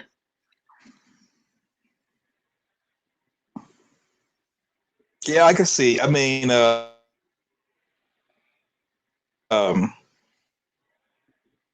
I think just at least picking up on red flags and asking questions would be like reasonable because when Julie first arrived at Colony House, people were suspicious of her and Tabitha because they were new.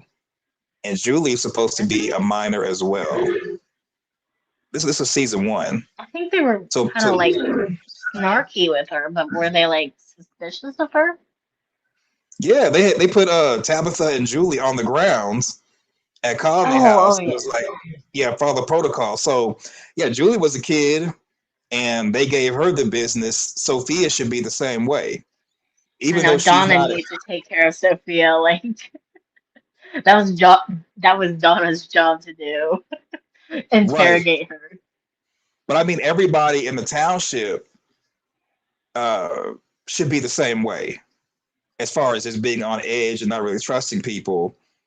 Because remember when Colony House got invaded by the monsters and they were all in the township because they couldn't be at Colony House, when the bus arrived in the town, everybody was suspicious of the new people who just came into town. So when it comes to the township, they've been pretty consistent, in my opinion, of being weary of outsiders or newcomers.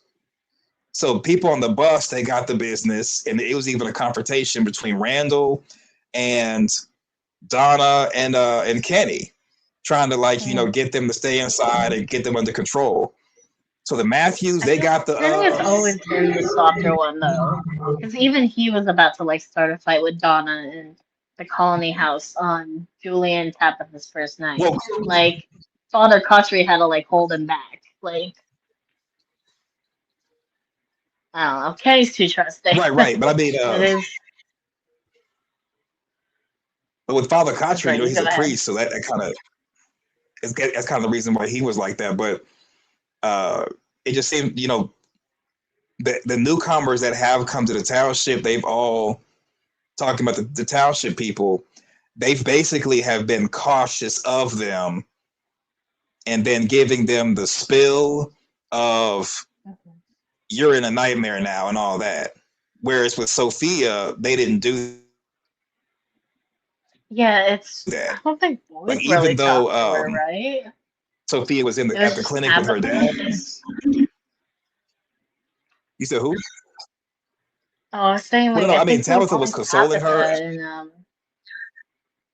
Tabitha Well, and Tabitha, Marielle that were talking to Sophia they were in the consoling her very because she beginning. just got. They were consoling her because she had an accident. But as far as the you can't leave and all that, and Kenny was more warm and open to her, I guess, because her dad was in the hospital or whatever. But Mm-hmm. uh, people should still be. Kenny should have still been picking up on red flags because that's just how they always have been. And Yeah, Kenny should be. like he Kenny could should be. have, or someone should have been like keeping an eye on her the whole night. Like either he stays up or Christy and Marielle like take turns or whatever. I'm so like that's honestly they should have been watching the priest too. Like it's literally their job as like medical. Like they should have been keeping an eye on Well, him. that's what Kenny's.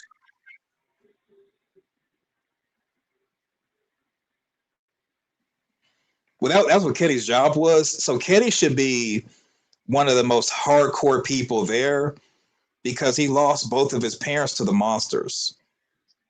So it Hmm. doesn't really make any sense for him to be soft and not being able to pick up on red flags. He should be hardened at this point. But Kenny is acting like how he was acting with Christy season one. So it doesn't really make Yeah. sense for Kenny to be soft and forgiving and to not pick up on red flags because he lost both of his Especially with parents. someone like Sarah around. Like he should have learned at least from Sarah, like, oh, not everyone can be or Elgin, like even the nicest people with like good intentions, like they can be tricked. They can be like whatever by the monsters, by the voices. So yeah, that's definitely and Kenny almost paid the price for it. Like, Well, Kenny did pay the yeah, price. He that is lost true. both his parents. So Mike, so Micah, so I agree with Mike. Mike says Kenny's paranoia levels are abnormally low. Yeah, exactly.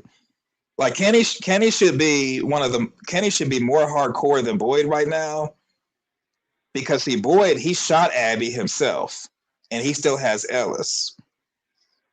And with Tabitha, I mean, she could blame herself for what happened to Jim, but she did dismiss Jim and left him, and then hasn't. The next time she basically saw him was when he was in the barn. So out of everybody in the township, um, Donna should be hardened because she watched her sister get skinned alive in front of a monster, according to Donna. And Kenny has seen the aftermath of his parents. So Kenny should be picking up on red flags. He should be hardcore picking up on red flags. If anything, he should be the most paranoid person in town. Or Yeah. it really should be Maybe it Kenny will in the be ambulance Kenny. driving around going crazy, not Acosta. Yeah, maybe Kenny will be the one to figure it out. But like, yeah, I guess now that we're like picking apart the writing, that is a bit weird. Because I feel like even last year, Kenny was pretty. I'm trying to think. I guess he was a bit nicer to Acosta, but like he wasn't going out of his way to like um not scrutinize her. So it's kind of weird. Yeah, I think if anything, Kenny should have been more hardened before Acosta showed up in the ambulance, but it's the way they're writing his character.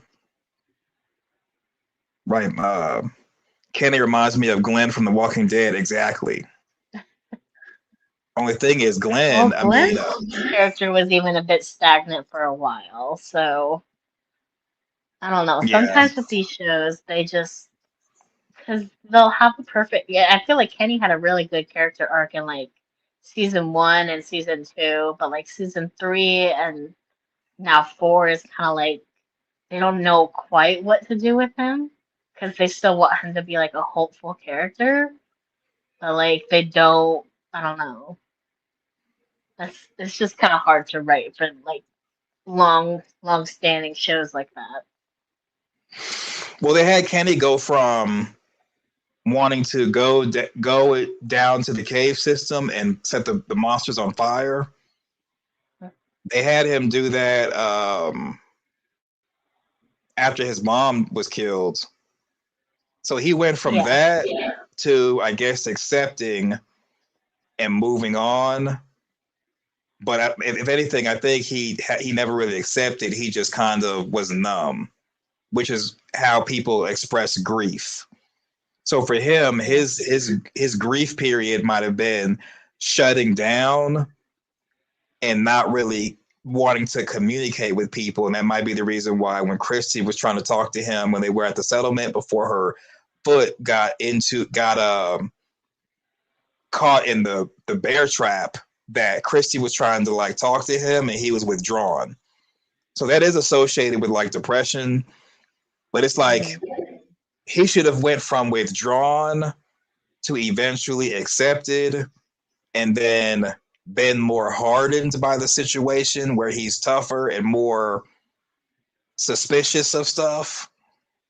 Or they could have just had him just be depressed and withdrawn and just kept him at that.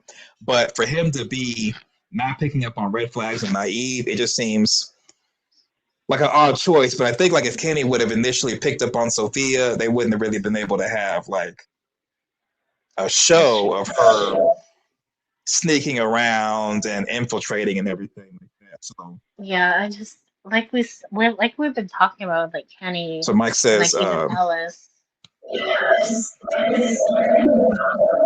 I feel like they might be setting him up for like a goodbye, like we've just been talking about like throughout our like whatever videos in the chats of like, oh well, like that's what they did with like other characters like Glenn. They're like hopeful, hopeful, hopeful, downfall. I feel like that's maybe what they're doing with well, Kenny right now with that. there was a trailer where Kenny's outside by the motel sign and then Smiley's out there as well.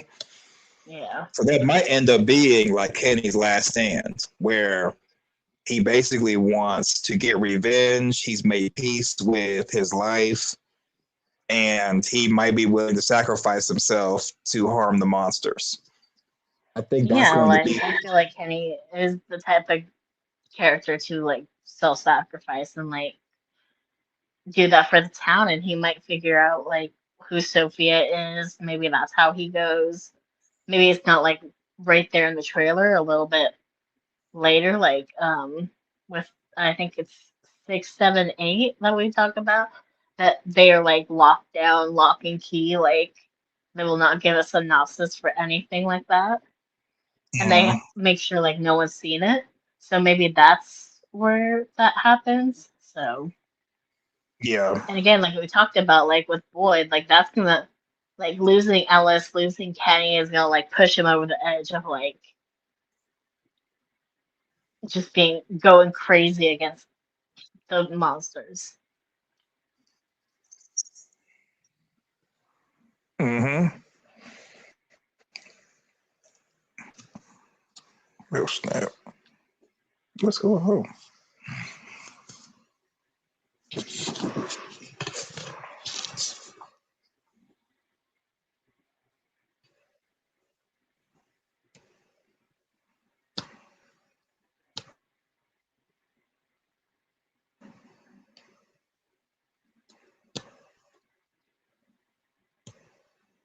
Okay. I was off for a minute. So Kenny's dad was killed by someone he trusted, which was Sarah, and he started to become intense. Then he lost Christy and started being dismissive. Then his mom dies, and he sort of becomes numb. Now denial of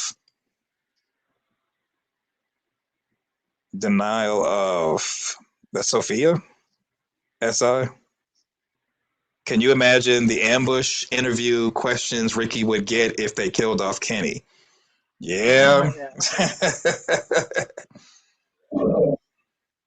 Yeah, he would be ambushed. Oh, got cut off.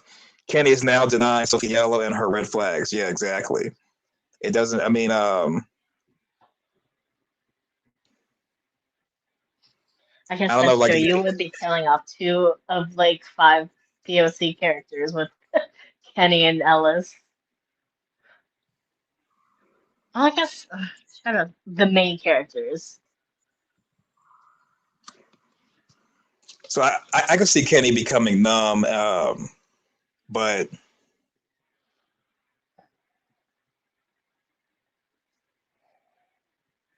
just the fact that he's ignoring the red flags and not, I mean, let's say he doesn't think the red flags, and when he told Sophia, we got to find you a place to live, he was trying to get rid of her and no longer be his proxy. I could see him like not wanting to be bothered with her, but she's saying little things that should make him at least ask questions, and he's not doing that. So I think my prediction for episode 4 would be Sarah doesn't ignore the red flags and she asks questions, and then we get the scene in the trailer Yeah, where I the mean, voices no one's are gonna believe Sarah. causing her Like discomfort. And then we'll know. Well, I think people, okay, so gaslighting Sarah to the Sarah max. has redeemed herself. Well, Boyd would believe Sarah. I think the whole reason why Sarah is even in the township is because Boyd didn't mess her over when she had a seizure at the Bottle Tree season 1. So I think Yeah. Sarah believes in Boyd and likes Boyd. So if Sarah goes to Boyd and is like, the voices told me XYZ about Sophia, I think Boyd would pay attention to that. And then Yeah, but Boyd doesn't really have. I I guess imagine he's like has that, Alice and Fatima, but I don't know. Be a hard sell. They're like Boyd is going crazy for Boyd, again. no, I think, I mean, Boyd and Sarah actually have a really good relationship. He's actually, No, went no, to I'm Sarah saying for, I believe you. I believe that Boyd would be the only one to trust Sarah. But then, like everyone else in the town, like what Donna said, like no one believes in Boyd anymore like they used to, and they don't trust Sarah. So but then Ellis went right behind Donna and said that if Boyd falls, the whole town falls. So I think they might not trust Boyd, like Donna was saying, but I do think Boyd's voice still carries weight They don't like him, but based they off what need Ellis. him. Right. Because the reason why they wouldn't necessarily like him is because he allowed Sarah to live and didn't put her in the box when she attempted to take out Ethan. Yeah. So people are kind of I suspicious mean, of that. even But I the think that Matthews accept it, so I Boyd don't know why other organizing. people would be like, I'm sorry. Well, no, I mean when Fatima went missing and Boyd organized the town to search for Fatima, people went to the diner and they were listening to him while he talked. And then also Hmm. Donna was up there with him. So Boyd doesn't really have to win over the town if he is losing them. He just has to win over Donna, and I think Donna and Boyd still have a positive relationship, especially since episode 1 of season 4. Donna says people are going to want to know. People when Donna was talking to Boyd, Donna said people are going to want to know what happened in the cave. Yeah, I think She people might turn on Donna too. Like Donna allowed the eye popping of Elgin. turn on Like Donna. even Tank Hold was up, there. wait. I think people might turn on Donna if Yeah, not but I mean, Sophia. but Sophia. If Sophia lets out the news that Donna allowed Elgin to be maimed, I think that they might turn on Donna. if that happens, yeah. If that happens, yeah. But until that happens, Hmm. Donna made sure to keep Elgin in the room and had Christy go treat him in the room. So Well, we it's also have only Acosta. right. We got so much to worry about. Acosta knows that Donna did let that happen. I don't know. So that is And true. I like mean, Elgin said, that you got Acosta, the you got Elgin. There are people who could leak information. hmm and they I guess maybe they won't trust But I think Acosta, like but if like this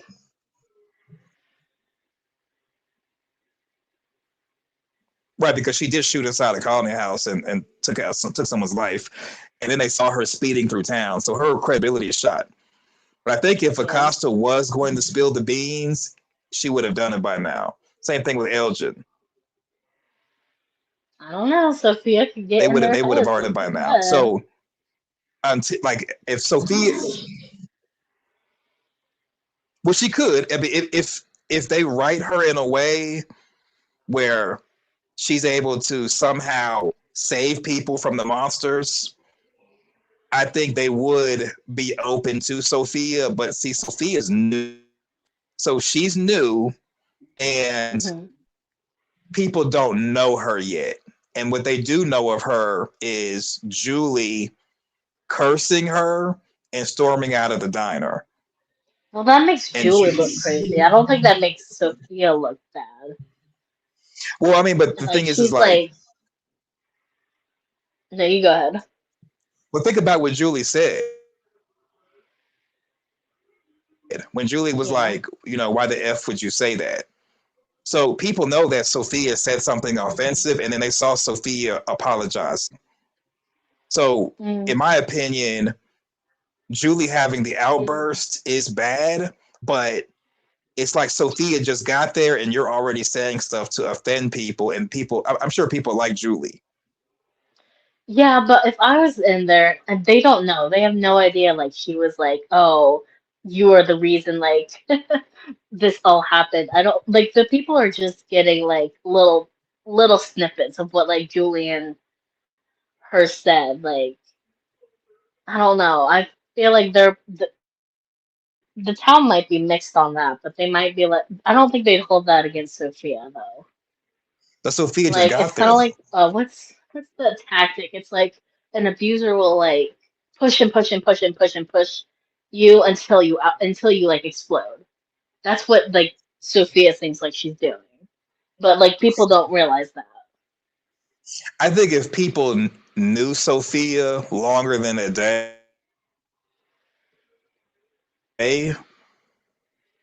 I could see them, you know, kind of like warming up to Sophia, saying, "Oh, well, maybe Sophia's not that, is a victim or something." But Julie's been Yeah. there for a while. And remember, when Julie first went to Colony House, they threw a party for Julie, and Julie was mingling, and everybody liked Julie Oh, I at thought that was Colony House. Fatima. Oh no, no, no. Her first day there, right? Yeah, remember because Okay. she picked yeah, so she picked Colony House at the choosing ceremony. They celebrated Julie being there, and I think people like Julie. And then Yeah. in the township, people I think like Julie as well. So I think they're gonna go with the fact that they know Julie longer than Sophia, Hmm. and as far as who they would decide that they're going to, like, I guess, throw support behind, because Sophia just got there. Even though Sophia lost her dad, the priest, Julie lost her dad, and people liked Jim. I think people liked Jim That's true. more than they Everyone was liked the at priest Jim's that just funeral. so, Even yeah. Donna So was teary-eyed. yeah, because I mean, like, I think I don't like. Okay, it's different if Randall dies. People are gonna be like, yeah, to good riddance to bad rubbish for Randall. Or let's see who else. Like if Randall or Sarah dies, or they get into it with somebody, people are gonna be like, that Randall's always acting up, or that's Sophia. She's all. I mean, that's Sophia. That's Sarah. She's always trouble. But Yeah. Jim.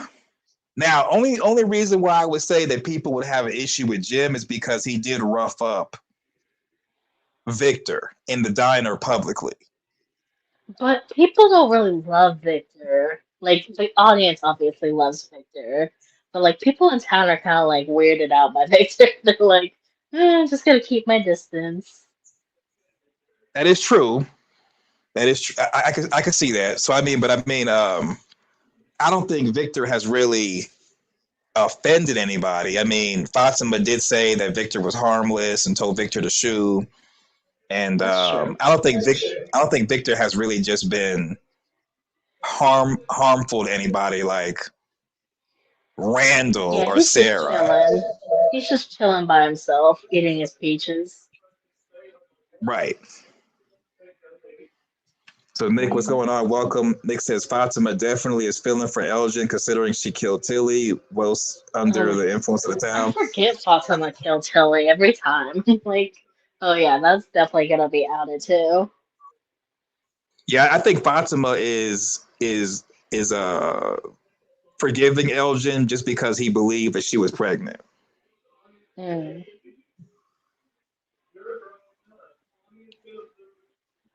So Amanda says it's suspicious to me that Fatima accepted the situation without a word. So I think she is taking the time getting Elgin to do her work, which will lead to his demise. Whoa, Oh you my think so? God. I thought actually Yeah. I did have a little bit of that thought when like he was going into the woods. I was like, what Oh, go is he ahead. gonna go do in the woods? So then he got dirt. So Well, not just well, the well, not could just the woods, Fatima but be uh, that mad? Like I don't know. yeah, I think Fatima is using Elgin. Elgin is just going along because he is trying to like seek forgiveness in a way. So that's why he's letting Fatima have him go get dirt, not ask any questions. So I'm listening. I'm just gonna go on mute for a moment. Keep talking. Oh, okay. Um, I wish I could like pull up comments or something.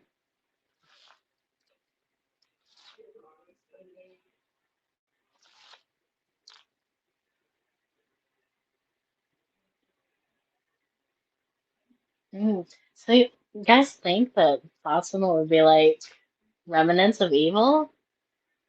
Oh yeah. Tilly. Everyone was suspicious of Tilly. I don't know. I don't think I she did dance like the ballerina dance, and she did um like she had like seven grandchildren. That was suspicious. I will give people, and she was really suspicious. I'm surprised that they didn't do something more with her. Like she was everywhere. She was like talking to Jen, talking to Boyd. I don't know. Well, if anything, to be suspicious would be Bacta. Her grandmother knew the nursery rhyme. Mm. Yeah, but that's one thing. Like Tilly was like doing too much in season two, Yeah, she was. causing causing havoc. People. I think people are just suspicious of like nice characters, especially in a show like this. They're like, "Why are you nice?" Oh, well, where the hell is Martin? That's a good question. Maybe the man in yellow was Martin. I mean, it Yeah. could be, So you mean but he, so you're thinking that the man in yellow was chained up in the dungeon with the worms? I don't know. I mean, he can shapeshift. Maybe he was just putting on a show for Boyd. True. That is true. But that means okay. I mean, Martin disappeared, and one hand was chained up. So I mean, I guess he could have disappeared, and I don't know. I think Martin's going to show up next season. Really? Well, yeah, because I mean, okay. Um, I think that Martin was chained up in the future, and Boyd time traveled to the future. That's what my theory is, and that's how Martin knew of Abby and knew of Julie.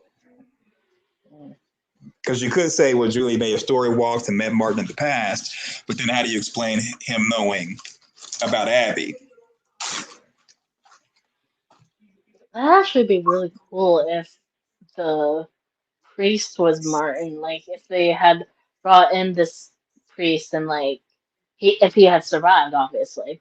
If he had survived, if he was just kind of chilling, and then it like and he could be like Father Crotchery, he could just use his last name and we'd never know until like season five.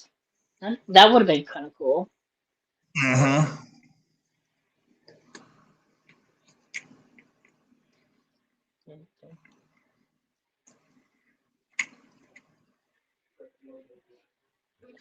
We don't know, Rick. So he could have been chained up by He the man said in that yellow. the ballerina monster did it, right? Like, Well, he could have been chained up by the man in yellow and given the hmm, worms. I don't know. I feel like the monsters, the like obviously the original monsters were scared of the worms and scared because that's how Smiley obviously got. Like he was taken out by worms. I feel like they're scared of them. Although Well, the man Martin. in yellow might be more powerful. Well, when Boyd mentioned the talisman or showed the talisman to Martin, Martin said, "You think those things that come at night chained me up or did this?" So it couldn't have Hmm. been the monsters that chained him up. Yeah.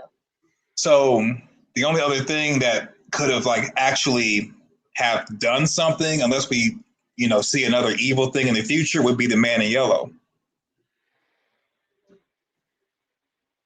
If he's doing stuff like infiltrating the town as Sophia, I could see him chaining up Martin and giving Martin the worms um, for some type of purpose. Yeah. Yeah. I don't know how Julie's story walking's gonna. Like I said, like I feel like every time I watch like time travel, it's like I don't know. I'm just gonna go with it. Yeah, Nick. I feel like Victor knows. Victor knows everything. That's just what I've learned from watching. Like, if Victor says something, I'll believe it. Like, Like I said, like I feel like I was believing him about the puppet could talk last season, and I was like, sure, yeah, the puppet probably talks. He probably knows. Well, Victor said the man in yellow is back. So this next episode that comes up, Victor may dig up some pictures that he made of the man in yellow, and maybe when Victor came up from the root cellar, maybe that's when he met the man in yellow. Because there's a preview of him talking about the man in yellow walking through the street after the massacre. So maybe that's when Victor met him.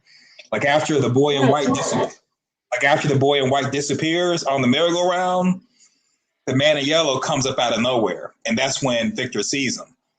Because we don't know what happened after Victor was young and the boy in white left on the merry-go-round. Mm.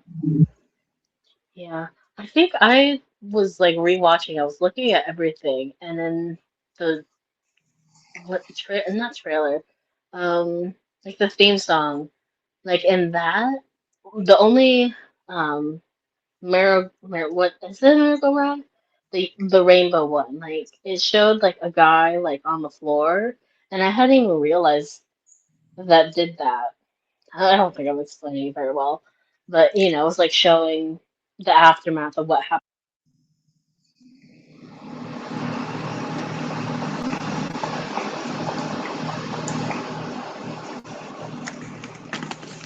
Not only did Martin not want to give Boyd information, Martin wanted Boyd to take him out. So yeah, Martin just as bad as Acosta. Yeah, and the idea that Victor knew about the man in yellow, I got to give Victor the side eye. Why is Victor not just telling people everything he knows and being done with it? Because here's the way I look at it. Okay, Victor saw the man in yellow's suit, and he remembered. No, Victor saw the words in the barn and was saying that he takes away everything good, right? Victor didn't look at any pictures to remember that about the man in yellow. He saw the words on the barn and remembered that. So this is not a memory that's like needing to be brought out of Victor like it was with the boy in white being who Victor thought Jasper was. Victor's holding out. I think that I don't remember if it did show. Like I think the dog, like in the old memory where Victor was like, "Oh, thank you, Amanda." Um, the old memory, the dog was like eating the person, right? Or am I remembering that wrong? I feel like I remember that happening. So maybe that's the man in yellow. Like the dog was the man in yellow. The man in yellow ran off, and we're not gonna see like, oh, it was like Could be. he saw him. What was that? I said could be. At this point, everybody's a man in yellow. I don't know. They have to do something with those dogs. So maybe the man in yellow is the dog. Well, Mr. now the Crazy question Guy. is, so Amanda says you're awesome. I think at this point, the real question is, okay, we found Jim's body in the barn. We saw what was hanging from the motel sign, which was the ram. What's in the pool? Oh yeah, like Sarah was looking at. Are we getting that this episode? The next one? I think we might be. I don't. I I feel hope like so. all of the trailer was like season 3 or episode 3. I feel like every single scene was in the trailer. I was like, oh dang. Yeah, we haven't. I don't know. Yeah, I hope so. Sorry, I like lost my train of thought. I was like, Well, I thought Jim was going to be in the pool. I was wrong about that.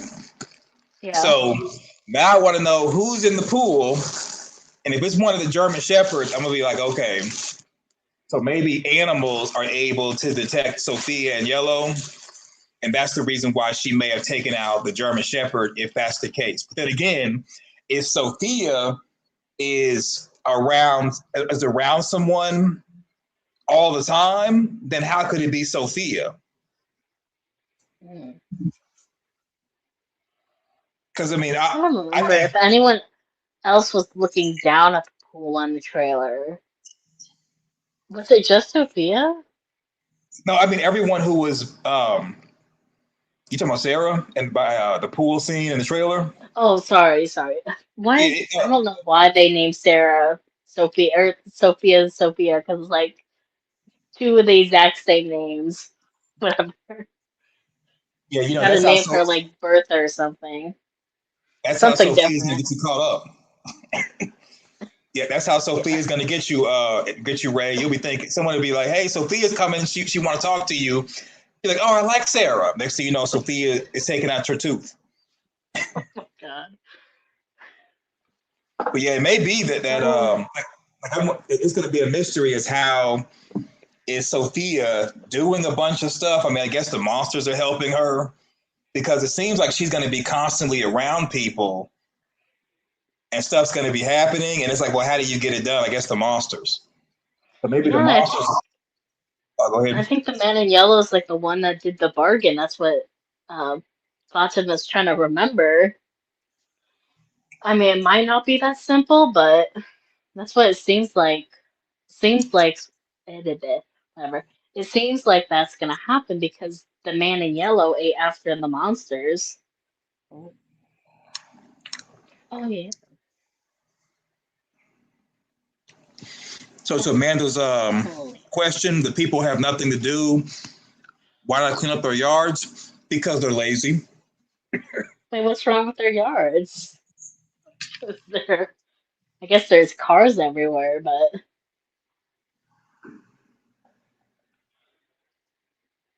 mm. That pool area needs to be cleaned up. Oh yeah, yeah, they can take that car out. I guess it'd be heavy, but they could probably make some weapons with that car. Something, God, do something productive. Mm-hmm. That's true, Mike. That is true. It could be like a council of like upper monsters. We don't know.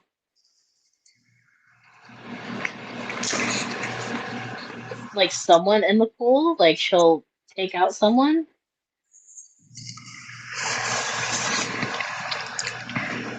Maybe. Well, I don't know Maybe. who could go like next episode. I feel like everyone's like on their journey. No one's finished a character arc. Made the peace with the town. Well, if Oh, Sarah has a maybe seizure, Acosta? Maybe Acosta could go next episode? And they're well, if, thinking, oh, maybe she took herself out, but it's really Sophia? if Sarah has a seizure and is alone with Sophia, Sophia could touch Sarah and control her. Hmm. Oh, you're saying like she could take someone out, like via Sarah? Yeah. Hmm. And then when Sarah's looking in the pool, it could be like Sarah could be looking down after pushing someone in the pool. Oh my gosh. I don't know for sure. Hmm. I don't know, but I imagine that's how I would do it. Like, okay, Sarah has the seizure, Sophia touches Sarah, and it's like it's time to play. Control Sarah, then has Sarah push someone into the pool.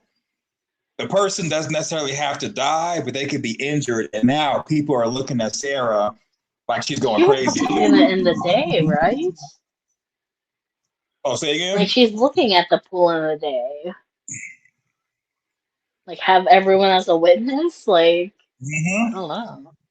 Yeah, everybody will be a witness. Sarah's crazy again. Yeah, they would probably have to.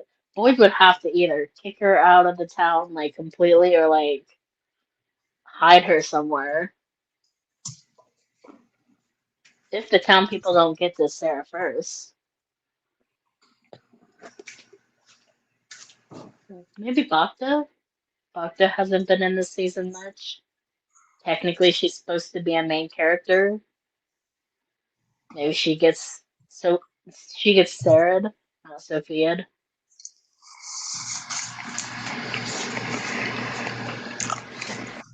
That is true, Amanda. Like, I don't know. People besides Boyd need to do something. They need people don't want to work these days. They just want to hang out. Mm-hmm. Yeah, that's what I was honestly thinking about that. I was like, so Ellis knows about this place. How did he know? Like, I feel like that seemed like only a Victor thing because Victor was the only one that moved them.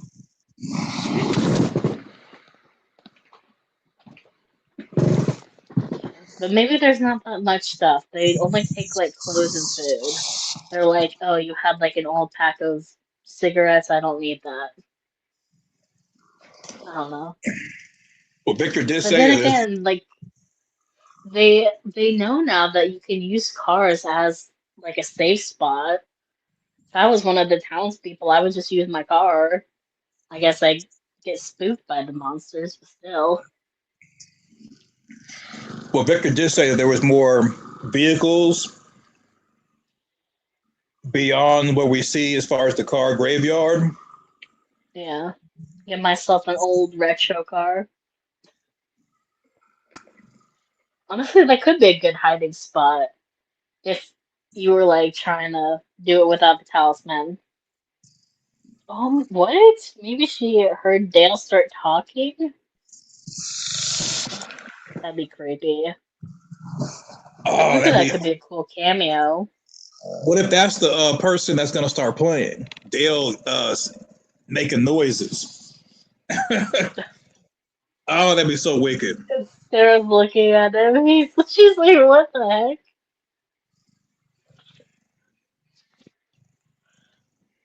I don't think we looked up Dale's actor if he has a role this season. Yeah, I don't think so. I think when I looked at IMDb yesterday, it didn't have him for 2026. Then again, he could Okay. be filling in his episodes right after they air. I mean, he's literally married to one of the main characters, so he could just be on set. They're like, you want to Mm-hmm. do something? Yeah. Amanda says she'd go crazy without the monsters. Like I said, I literally live in Fromville. Like, my hometown is just old buildings and like old houses and just run down everything. Maybe one nice place to eat, a gas station. I have nice gas stations near where I live. No, you're good, Amanda. No, man, it's too late. Oh, see, no, it's too late, Amanda. We already know you're serious. So now it's Amanda in yellow. I would go crazy in the town without the monsters. Go crazy as in taking people's teeth. I knew it. I knew it. Taking people's teeth. What else? Kill the boy or kill the girl? It's too late. Anything to escape Amanda in yellow has raw pad. exposed. Amanda in yellow exposed. Exactly. Amanda in yellow. There it is. See, Kenny, we picked up on red flags instantly. We don't need a whole season. Oh. We don't need a whole season. Right there. There it is. So now we got to figure out which priest or which person's tooth do we need to return the tooth from that you grabbed.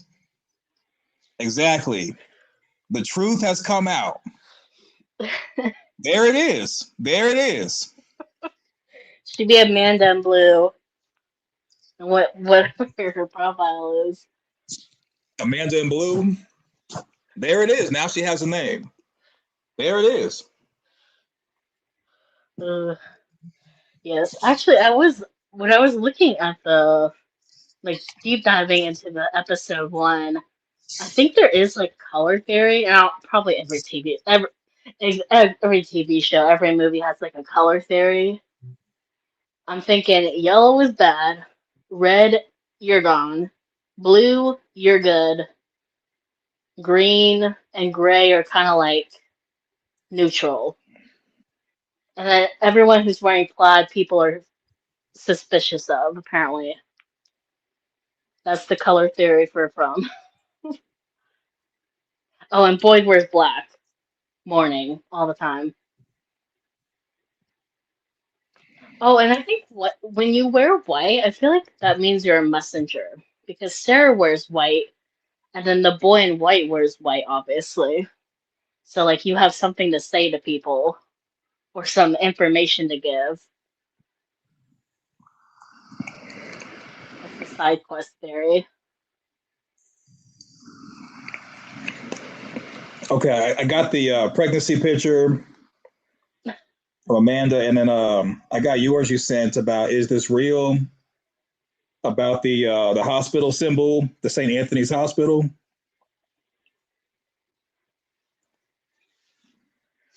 from Lisa. I don't think the St. Anthony's Hospital symbol is the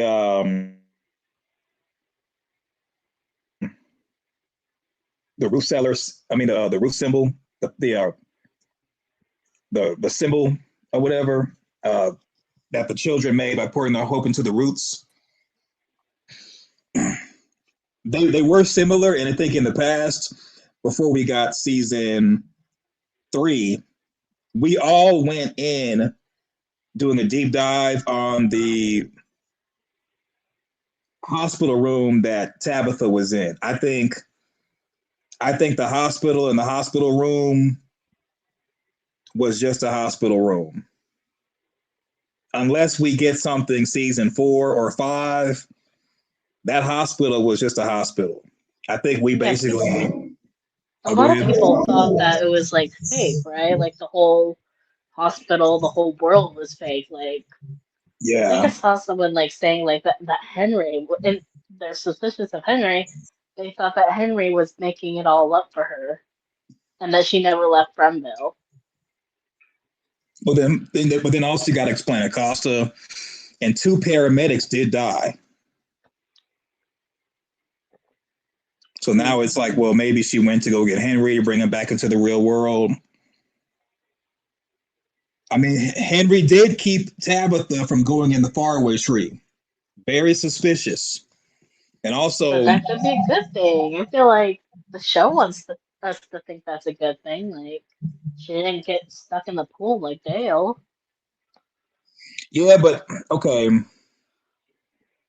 there really shouldn't be any indication that she would get stuck. I mean, she did go to the lighthouse last time. Hmm. So if anything, I mean, someone's got to take a risk. She might just get stuck in the lighthouse though. Like, what are you gonna do? You're in the middle of the woods. Like, are you gonna trek back to Fromville after nothing happens, or is she gonna jump out of the lighthouse? I don't know. Well, I mean, last time she was going there to save the children, there was no children there. So I don't know what her plan was, to be honest. However, I wonder if she has to save the boy in white. Maybe that's the child she has to save, but then he's not supposed to be a child. not the way he Apparently was to acting. Sarah. Not the way he was acting. This past episode that just came, dude was He talking don't in want to be saved. riddles. Yeah, I don't think he wants to be saved. He wasn't giving any information. And as soon as Tabitha and Henry turned their heads, hearing Ethan, he disappeared.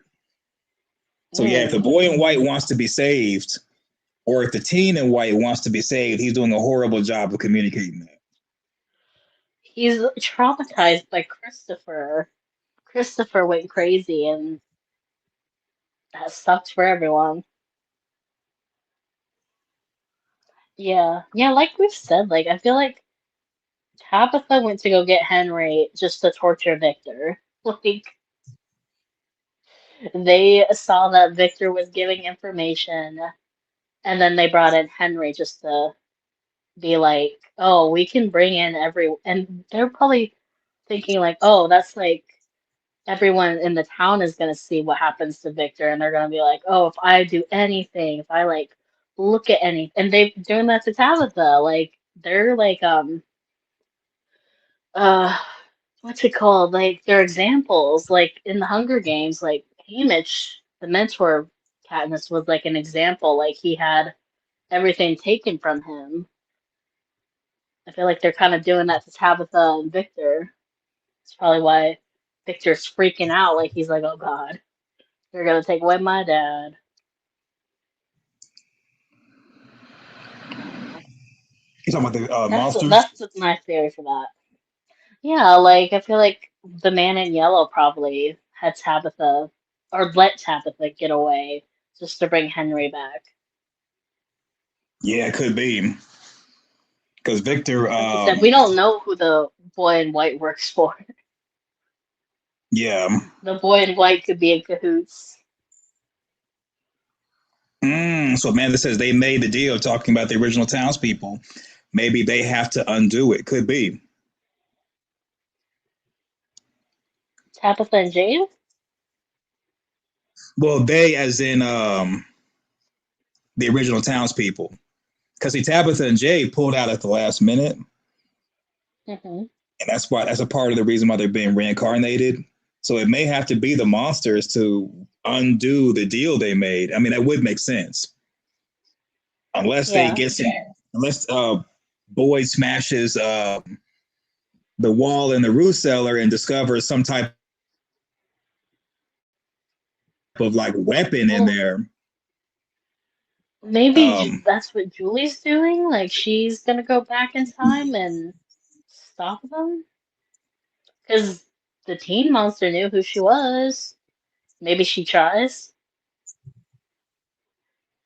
yeah, I mean, I do think Julie's going to keep story walking, but it seems like if they're going the pattern that they're going, Julie story walks and she goes to a scene that we've already seen, but she wasn't in the scene that we originally saw because someone goes after her. Hmm. Does that make sense? Like, Yeah. so like the man in yellow is munching on somebody when Julie goes to the massacre.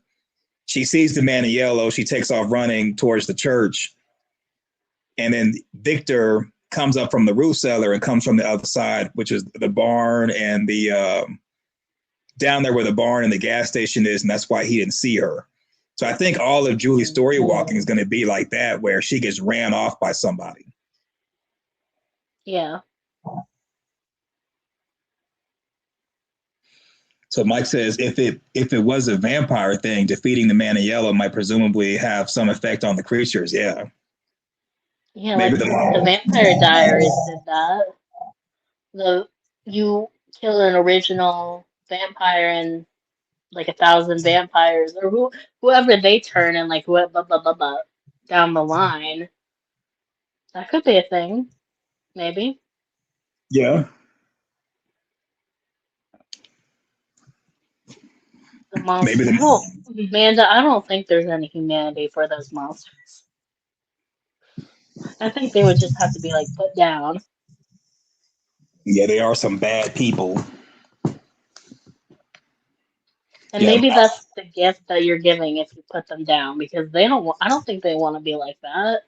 That's what Jasmine said, at least. They're like, I'm being miserable. I wanted a forever life, and now I have no control over myself.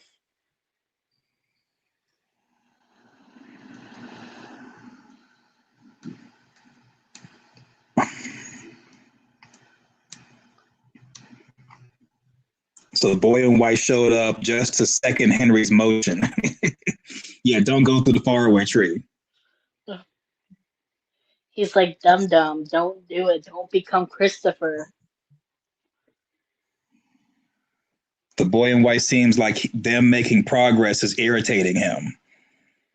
I mean, Really? the boy in white wasn't going to even say anything until Tabitha looked over and saw him, and she's like, "Why are you here?" Yeah, why are you here? I don't know if that's progress though. Like even if Tabitha and Julie and Ethan all got out through the faraway tree, they'd probably just be brought back, Yeah. wasting everyone's time. Probably bring back Fatima's mother or like someone important. So maybe they bring back Julie's friends or like whatever, whoever. They're just like, if you keep doing that, I'm gonna keep bringing in people just to get them.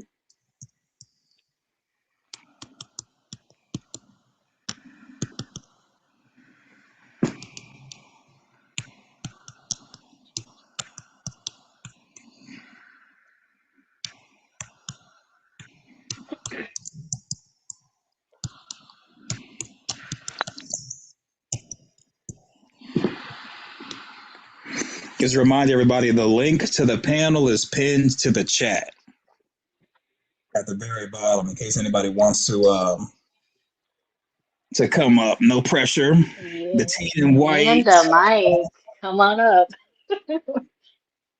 The teen in white said, "You're running out of time," though. Yeah, he did. I mean, he did The eventually massacre is say about to that, happen. Yeah. but he could have I said wonder what? if that happened last time. Yeah, If it the was man episode in 3. yellow, if the man in yellow like did the same exact thing, like he likes to do that every time, because he said that's his favorite part. So Oh, well, people looking tearing at each other apart. Yeah. yeah, well, in Victor's time, like in Victor's timeline, I wonder if there was someone that like maybe that could be Christopher. I don't, but technically Christopher is supposed to be like what's it called, reincarnated. I don't know.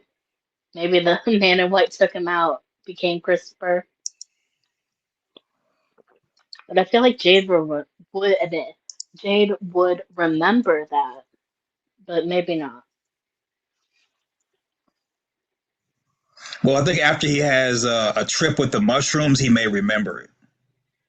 Yeah, he seems like he wants to remember, but he can't. Like they're just like locked inside his cranium and So the brain, same whatever. the same process may have to be for Tabitha, because if Miranda's memories were unlocked with the acid trip, it's logical to think that the same thing would have to apply to Tabitha that happened Wait, to did Miranda. maybe if Jade actually holds the puppet doll, maybe that's how we could bring back what's his? I don't even know the puppet's name. Also about Jasper. Jasper. Yes, Maybe Victor needs to give Jasper to Jade so he can remember. Because, like, that's how Tabitha remembers. She's like, she has to, like, physically touch something to, like, remember who she was. Right. He's gonna remember a lot. Yeah. He's he's gonna go. I feel like he's gonna And go Jade is crazy a little messing bit. with mushroom. He's about to remember a lot. Yeah.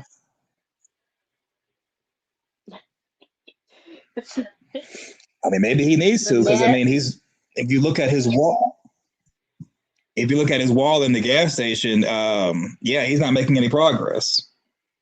He's basically putting out stuff that we've all kind of mentioned as far as the timeline, but as far as remembering things that happened in the past that may or may not have worked, yeah, them shrooms might come in handy.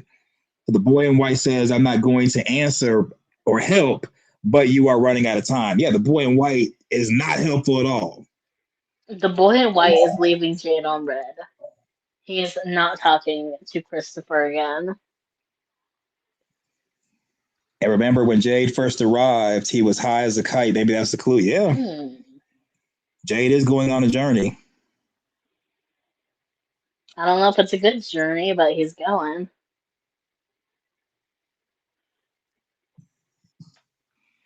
Yeah, because if time is running out, um, you basically have to try every little thing, including going to the faraway tree. Well, Yeah, I we think might Henry get was that one scene wrong. we saw in the trailer where remember it was like he's playing with all the violins. Maybe that's the acid trip, or well, not acid, the mushroom trip. Maybe It that's could what's be. gonna happen because that's where we Yeah, also saw like the man in yellow munching on people and Julie story walking. So maybe yeah. what's going on? Because if they're running out of time, then I mean, you might as well try any and every little thing, including going through the faraway tree, including I think it's traveling to the lighthouse on foot, going to the Lake of Tears at night. I mean, you well, all these really got NPCs to try also any need and to be everything good if time's stuff. running out. Because what if when time quote unquote runs out? Yeah, yeah, they do. Because time I running think out might well, mean something like, oh, go ahead. oh, sorry, I was just gonna say, I guess they're gonna be scarecrow food or whatever the scarecrow is gonna do to those NPCs. So they're trying to do something with Donna. I'll give them Yeah, credit for that.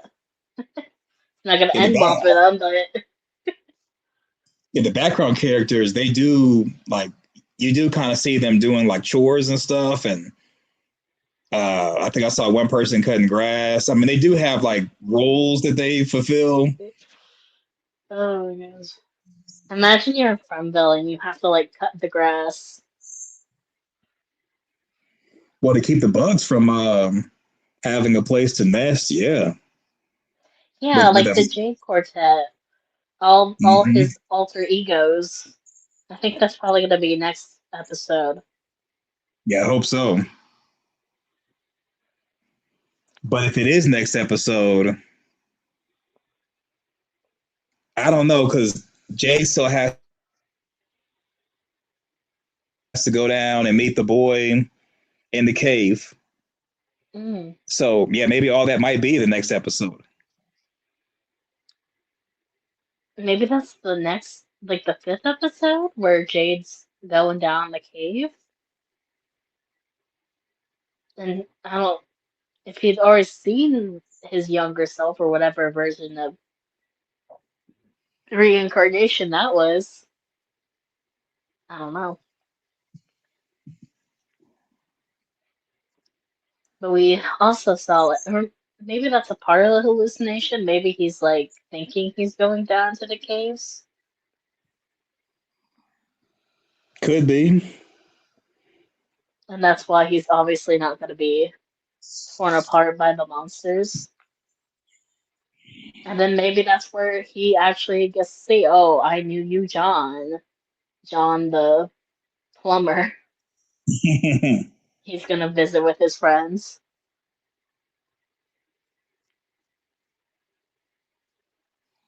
Yeah, it could be a flashback of when he tried to stop the Nkui kids from being sacrificed, and they put him into a room to get rid of him or something. Or maybe they don't really put him in a room. They like push him and put him on a slab or something during like a trip. Hmm. Yeah, because he seemed pretty shook up that he had a daughter. But yeah, you're. I think in a previous, I don't know if it's live stream or video, he talked about like he didn't actually go to hug the kid because he probably felt ashamed. Like he wasn't actually happy to see her if he was like a good guy. You're talking about Jade? Yeah, yeah, like last season, season three at the end, when he's like doing his violin and Tabitha and him like open their eyes. Oh, you know their their real daughter. Yes, Yeah, their real daughter. he's not happy really to see her. Yeah, He feels super guilty they need to have her for what pop he back did. up. Maybe. She looked guilty. I mean, better than Tabitha, who ran off. Tabitha ran off and left her daughter there to fend for herself again. Yeah. We haven't seen any Ankui Tabitha got a children. habit of Have leaving we? kids. I don't, did we see the Ankui children, or was that just in the trailer? Or the skull guy says Ankui. I think I'm thinking of that. So I think Boyd and Kenny are going to keep the monsters busy at night so Jade can sneak in the tunnels for answers. Because why were they out at night in the previews? Oh my gosh. That's a good question. Like they're gonna like trap him, but like they're not trying to kill him. They're just trying to distract the other monsters from going down and being with Jade again. I guess that makes sense. I mean, it's possible. It's just kind of risky because all the monsters might not necessarily come into the township. I mean, we can say that they can run, so mm. The prime daughter. Yeah, the Maybe. original. A lot of people think that Julie's the one that sang them lullabies or told them the story when they were, on the slabs. Yeah, I came with a theory and was thinking that. I mean, it would make sense Okay, that's you. because if Julie and Jade, I mean, if Tabitha, if the original Tabitha and original Jade were trying to stop the kids from being sacrificed, and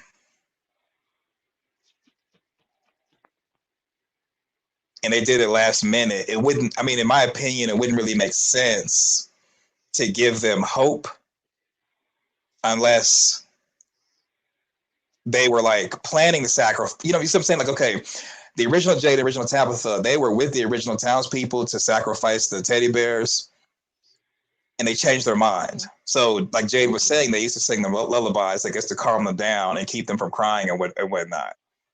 So, Yeah. to me, it wouldn't make sense to really give them hope someone's going to come save them if they're going to take their lives anyway, unless they were like, I mean, if they're singing them lullabies, I guess giving them hope that somebody would save them would be something that they're doing. Because I imagine that the original Jade and original Tabitha were just as cruel as the original townspeople. So I came with a Well, theory maybe thinking not that cool, but maybe like what's it called? Like you let something happen, you're not like passive or like um compliant. I think maybe they were more compliant. Like they were just like, oh, okay, this is what we have to do. I don't know if that you would describe that as also cruel, but probably. well, yeah, I mean, because if the original townspeople were planning on sacrificing their children for eternal life, Hmm. I imagine that Jade and Tabitha had to be with them if they were planning on stopping them, but failed. Because all right, think about it, if you're singing them lullabies, you're putting them to sleep, Hmm. and I mean, it's possible Jade and Tabitha didn't know anything about that, and that they were singing the children lullabies, but weren't with. They didn't know anything about the children being sacrificed. Yeah. So I guess we don't it know. wouldn't. I mean, because Jade and No, Tabitha you are go ahead. being reincarnated. Well, Jade and Tabitha are being reincarnated for a reason, and they said that they Hmm. tried to save the children but failed, and their original daughter, also got sacrificed. So it's kind of like, okay, when did Jade and Tabitha decide to save the children? To talking about the original version, and then like when were they singing the lullabies? Because there had to be a point, like there had to be a point in time when the original Jade and original Tabitha realized that children needed to be saved. So it's like, okay, were you with the original townspeople and you changed your mind? Or did you not know this was a thing that was going to happen? You found out last minute, you tried to save them and you failed.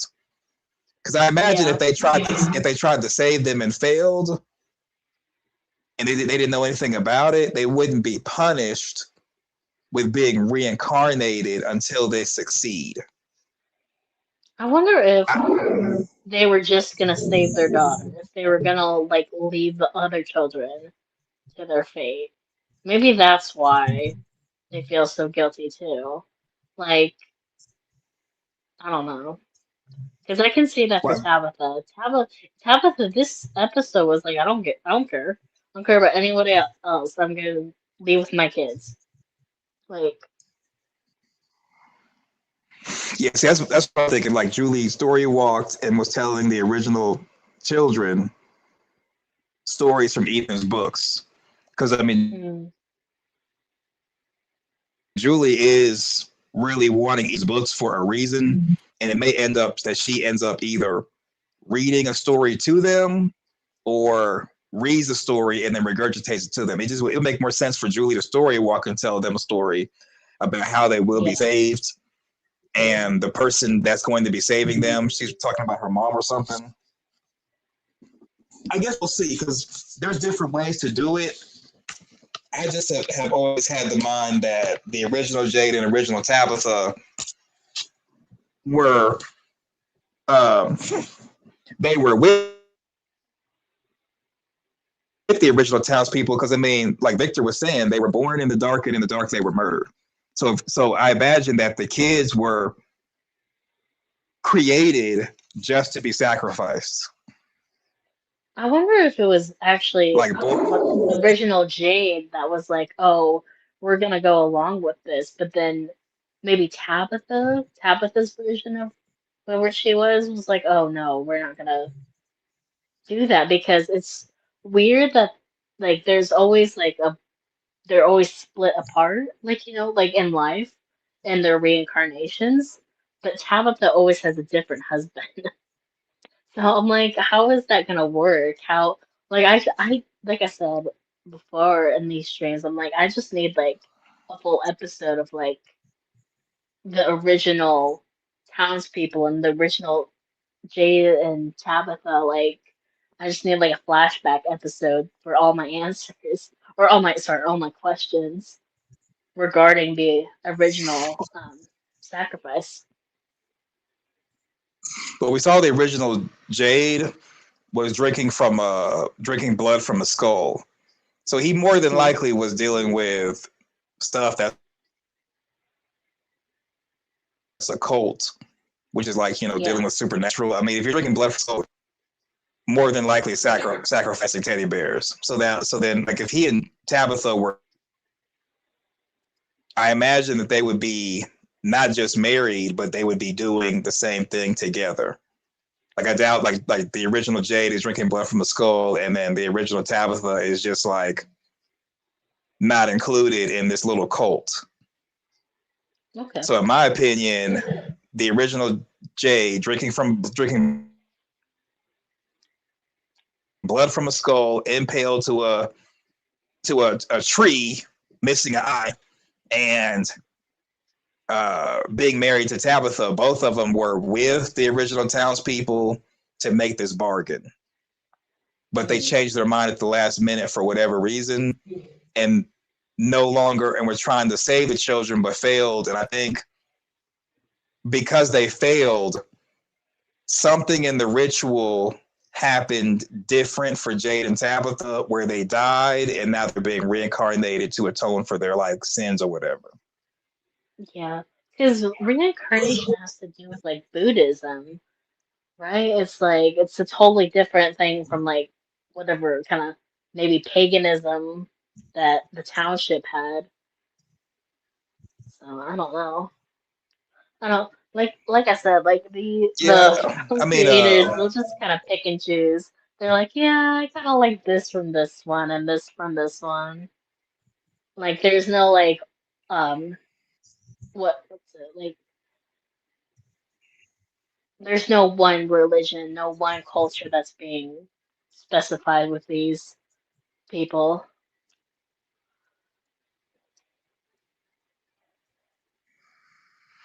Well, I think it's like what Father Kotri said as far as Book 74, that this is something new. And with it being new, Yeah. and of course, it between the New and Old Testament, it contradicts itself, and it would make sense that the reason it contradicts itself with the different books in the Catholic Bible is because there's books and information missing, in my Mhm. opinion. So taking into the consideration of Father Kotri saying Book 74, like this is like a new thing, I think it is possible that just the idea of reincarnation could really come from not just Buddhism, but maybe whatever the original belief system is. Because reincarnation would deal with action, whereas organized religion is dealing with a faith-based organized system. So I think that if reincarnation is a thing in universe, it's a thing that some religions have adopted and some have not, but it's a thing. Just like in universe, eternal life has to be a thing because the monsters have eternal life. Yeah. So I think like it exists in universe. It's just that not every religion in universe talks about it or uses it. Every religion Mike exists says in FROMily. if when J oh say again. Oh, I was just saying, every You, religion, you were every belief system exists in FROMville. right. If So like so I kind of believe that um, all the religions are correct. They just pick and choose what they have as far as doctrine. mm, So the man in yellow has always existed. Like let's say like fairy. Let's say the man in yellow is a fairy, like you were saying in the beginning of the stream. Then mhm, fairies have always or fae. They've always existed. It's just that some religions have chosen not to describe them and have omitted yeah, them so that one would believe that the God this religion is associated with is the only thing, the only like true God. But like the man in yeah, it's yellow, the like music box, heresy if it's like anything else, like paganism, like multiple god or goddesses or whatever. Like for Christians at least, right? Because like if you're it's trying to no, you go ahead. right, because even in the Bible, one of the Ten Commandments says, "Thou shalt have no other gods before me," which acknowledges there has to be other gods. And then Hmm. after Cain slew Abel, and God basically was punishing Cain. Cain was saying, "If you banish me from here, I'm going to be killed." So God put a mark on Cain to protect him. Because when you think Yeah, about it, okay, if there was only Adam, Eve, Cain, and Abel, then who would Cain need protection from if he's being banished from where Adam and Eve are? And it had to be other people. Because when Cain went to go build the other city, he had got a wife before making that city. And then it's like, well, who was the wife? Because it couldn't have been his mom, because she was with Adam where he was banished from. So there had to be other people.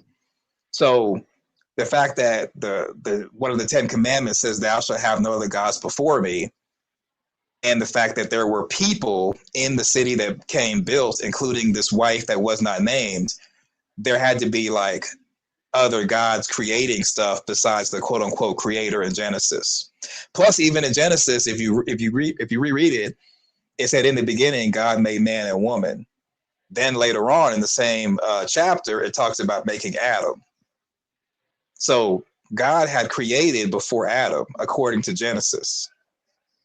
So you know what I'm saying. So for organized religion to sell the idea that like Yahweh is the one true God, or for Islam to say that Allah is the one true God, or I forgot what what the small hats call them. But like for them to sell the idea that our God is right and our religion's Being right. Jewish? Yeah, Jewish. Yeah. Okay. Yeah. I just call them Yeah. small hats just so you know. But like to sell the idea of our religion is the religion or the main religion, our God's the one true God, they would have to omit stuff like the man in yellow or a place Right. like FROMville or even the idea of someone hearing voices and it's not schizophrenia, it's actual like telepathy. Like they would have to Yeah. omit stuff like that because you can't control it. Hmm. Looking at So Mike's comment. if or when Jade I gains do think knowledge from tripping, I wonder what the cost will be. it might have to be Oh, go someone ahead. else. I feel like Jade and Tabitha probably can't go until like the massacre. So like Jim was expendable. So like whoever is expendable within the cast, at least according to the story, is probably gonna get snatched. Trying to censor what I'm saying. Yeah, so Mike's right. They gotta stick with the theme of the season. That if Jade does gain knowledge, what will be the cost? For all we know, the cost might be I don't know. The cost might be whoever's in the pool. Mm. Yeah, because I'm thinking it should be someone close to Jade then. But I feel like Jade doesn't have many friends. His one friend was Tian Jen. Um, mm. But then again, it could just be like, oh, Tabitha. It might be Donna. I feel like Donna's closest to Tabitha at the moment, besides like Henry. Maybe that's the cost. And Donna's like a huge character, huge for the town, huge for like the people. Yeah, Maybe she's gonna yeah, be she in is. If that they lose, cabin.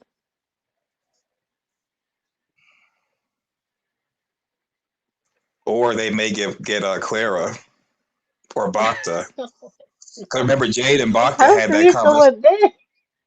Oh my Remember, goodness. Bacta and Jade had that conversation in the bar, and they kind of had a moment. Okay. I So need so Bacta to actually show up then. So well like, well, well Bacta was at the funeral. was she Yeah, in the she background? was. Yeah, Oh, in the okay. background. Yeah, both They of did Bacta and mention Clara. her. Okay. Oh, I guess Clara did give Jade the bike.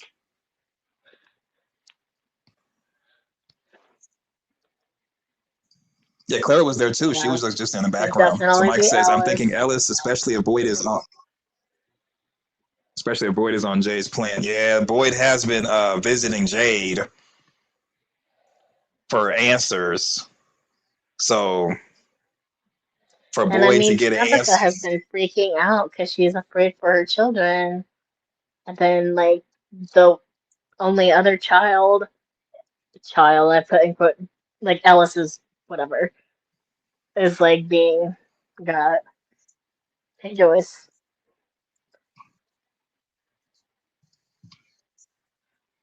Yeah. it was going on. Yeah, I mean, it could you definitely be. almost missed We it. got a We lot of just heads on the chopping block this season.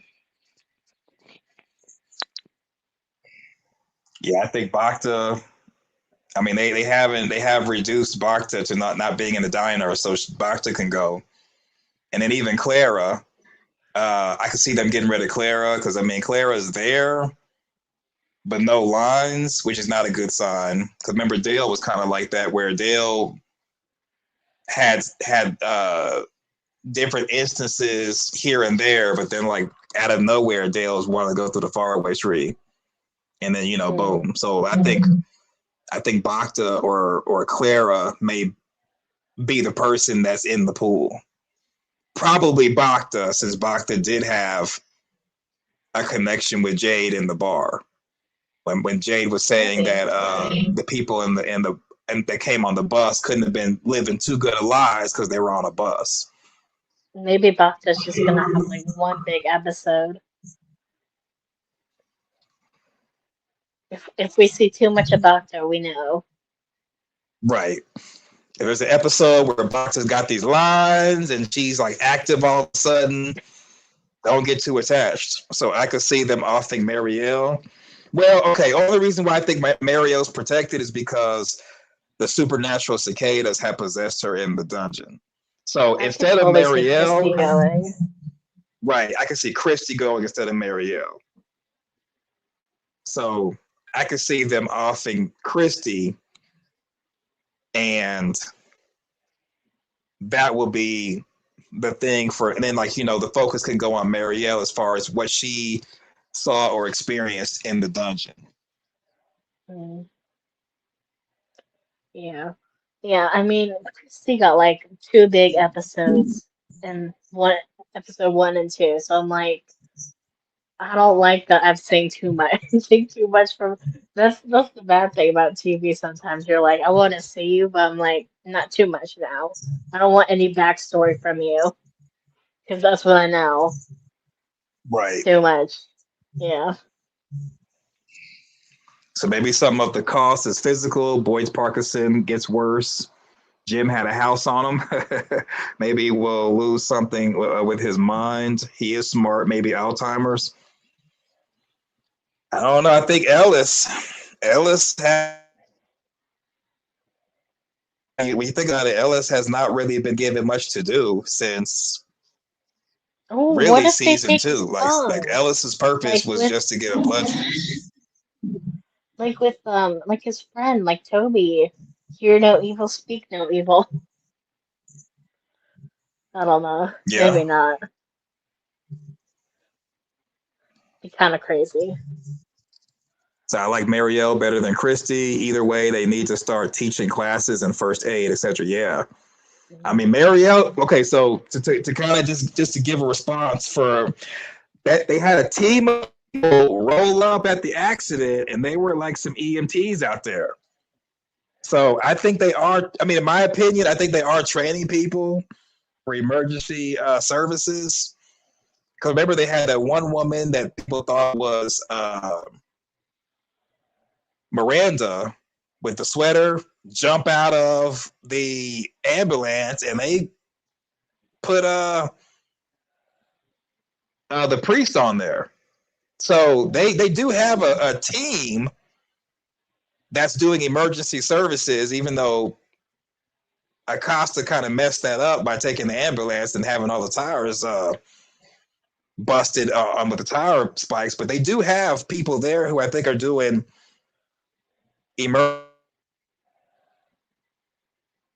Walking the personnel stuff. Yeah, ambulance. they need to start. They need to take the key and secure the key instead of putting it on I'm surprised that they yeah. actually did that. I feel like Because normally that what was they do literally is just a story. Like, like even the monsters yeah, could have putting the done key. that. Like, Yeah. You think they would learn from the last time when the monsters let out the livestock to secure stuff? So too trusting, apparently, from Bill. They're like, no one's dumb enough to take the ambulance.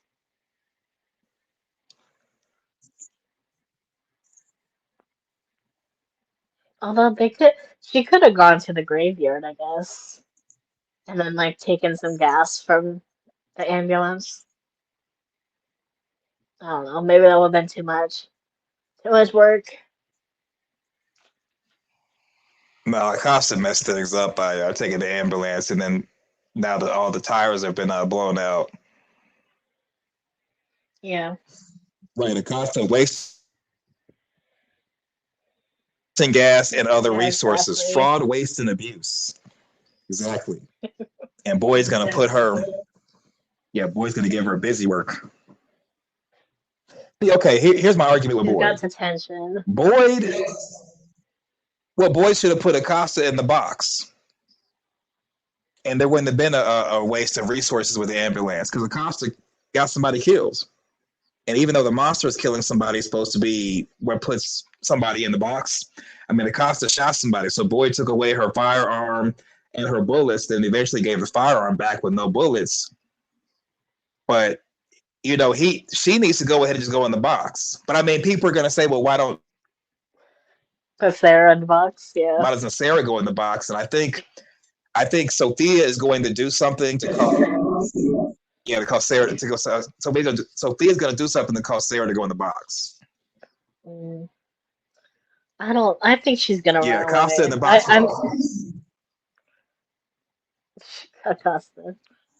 Yeah, I think I feel like Sarah is actually one of the key. She's like one of the five characters I think are gonna make it to like season 5 just because she's so important. I feel maybe I don't know. Maybe she's already used up what she can use, but I feel like she's gonna run away to the woods. That's my theory. My At least my sliver of hope that I have for them killing off Sarah. You talking about for I Acosta? feel like she's a fan favorite too, so Oh, you think Sarah's going to run away to the woods? I feel like that's her only option. I feel like I don't Boyd, Or you're right, Acosta? Boyd can't really put her in the box, so I think he's gonna pull what's his face? Um the first guy, the drunk guy in season 1. He had the family. Joyce, you sound like Trudy wanting to ride Jade like an alabaster dragon. Whoa! What are we doing? What is going on? Joyce, calm down. Calm down, calm down. Walter, Sarah. I'm not leaving you here. Sarah, look up. Nathan was right about this place. It's angry now. You have to get inside. Right. Nathan's right about this place. People wanting to ride people like an alabaster dragon. Even though Nathan didn't say it, he was right. Oh my God. I'm honestly surprised that no one else has gotten together. Sarah's not shooting her shot with anyone. I mean, if anything, if somebody were to go to Colony House, they would get together with somebody. Joyce says that she is the new Trudy. Joyce has become the new Trudy. I heard that. Well, look, if you hear anyone laughing in a room, do not enter. Let them laugh by themselves. You may go into a room, they close the door, and next thing you know, the monsters got you. Oh my gosh. Trudy, God but never forgotten. So Joyce making executive sheriff decision. Yeah.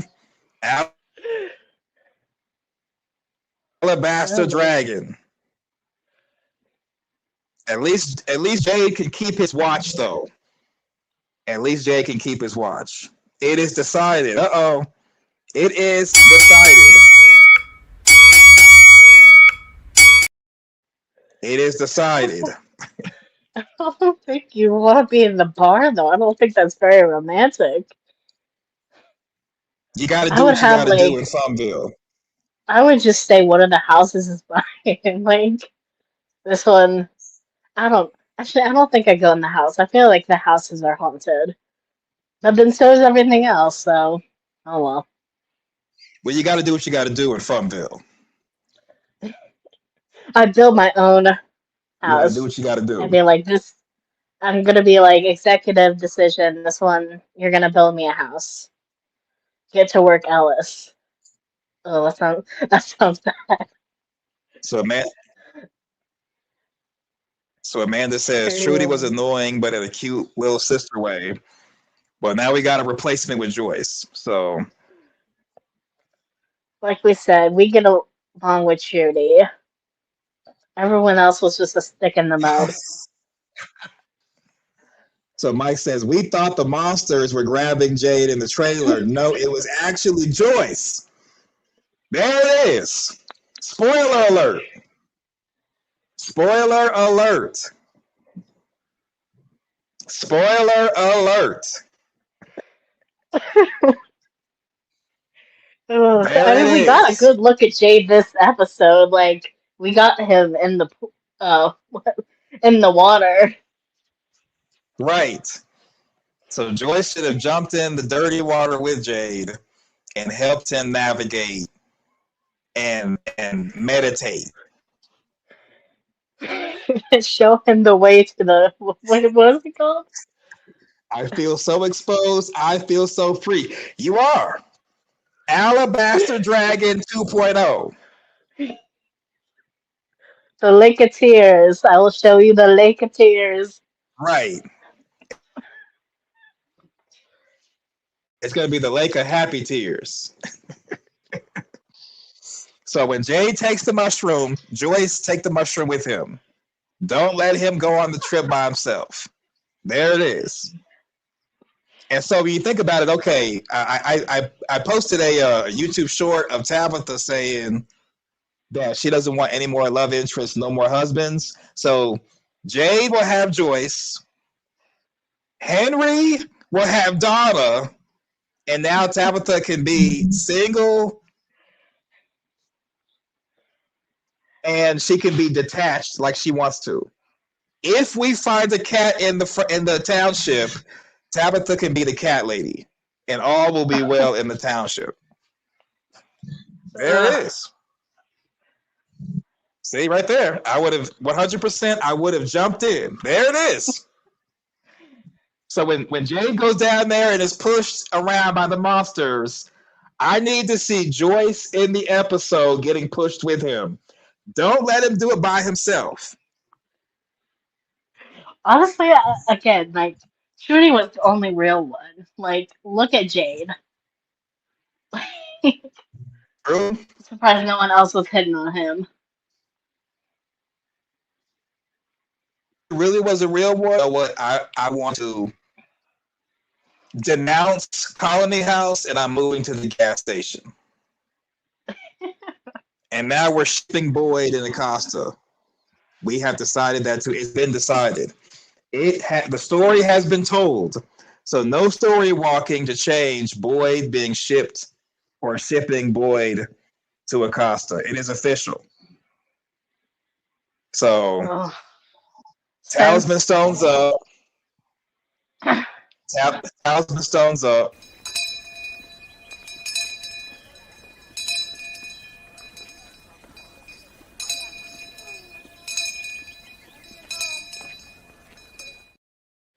There it is. There it is. Chrissy fumbled Kenny. I'll take Kenny, and we can be in Colony House. Well, I don't know. Kenny might be dead. I mean, if he's not seeing the red flags of Sophia, then Oh, that's fine. We'll live a short life. yeah, if he's dead, you might be picking Kenny, and then you go to visit Kenny and A widow. Colony House, and they're like, Kenny's gone, and people are crying. Oh my god. Book 74 is steamy. Yeah. Book 74 is steamy, and you got to be careful who you get with, because you might be like, you know what, I'm going to pick this girl over here or this woman over here, and then the woman morphs into the man in yellow. So you gotta watch out. You gotta watch out. She gets stabby like Fatima. Right. Wait. And then you gotta lose a tooth. And then you gotta lose a tooth. Wait, what is that? Oh, there it is. There it is. So I don't even know what that means. it's a family-friendly way. Yeah, it's a family-friendly way of saying that she would like to go into the bar and partake in one of his bottles. Okay. It has been decided. We're gonna get rid of all the livestock, put them back in the barn.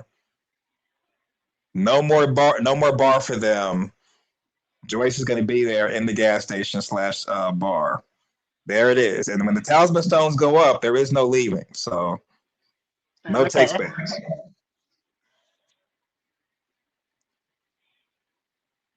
So Joyce is Jay's girl. Hold on, I can't even- And I am AIB. So Amanda in is that blue. let's see.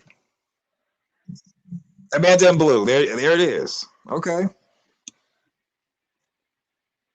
Wait, I thought Amanda was the deputy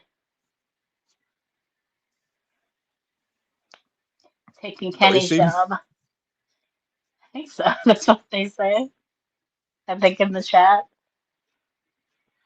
Well, I want to know who's gonna take Randall, because yeah, Randall needs somebody to keep him company. You got to deal with There's plenty cicadas, of though. love to go around, Parkland. Plenty of love. Well, you got to deal with the cicadas. Hmm. So, It's all right. well, I don't know. Cicadas are kind of nasty. So it I depends. can fix him. You, Ugh. cicadas. It's official. Ray is shipping to the cicadas to free up Wait, Randall what? for someone else. There it is. You just said I'll take the cicadas. I'm like, okay, are you sure? We don't judge over here. Oh, We I do thought not you were offering judge. Randall. Well, I I was said you talking got to to deal with the Randall. cicadas, and you said I'll deal with the cicadas. Oh, okay. So now you're taking one for the team. So I mean, Oh. obviously, you're taking one for the team and sacrificing yourself to be Mm. shipped we're shipping you to the cicadas. Oh. You'll sacrifice yourself to free up Randall so that way he can help Julie get more stuff from, or to help Julie story walk or star walk, as she said. Oh, okay. I see. I don't know why she called it star walking. I guess she wants to be different. Wait, I thought she did Okay, say it so was Amanda's gonna story take Randall. walking. So Ray's got the cicadas. Ray's got the cicadas. Oh. Thank you for sacrificing yourself.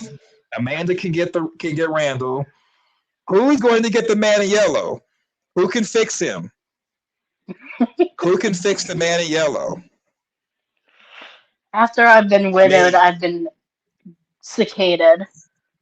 That would be my luck.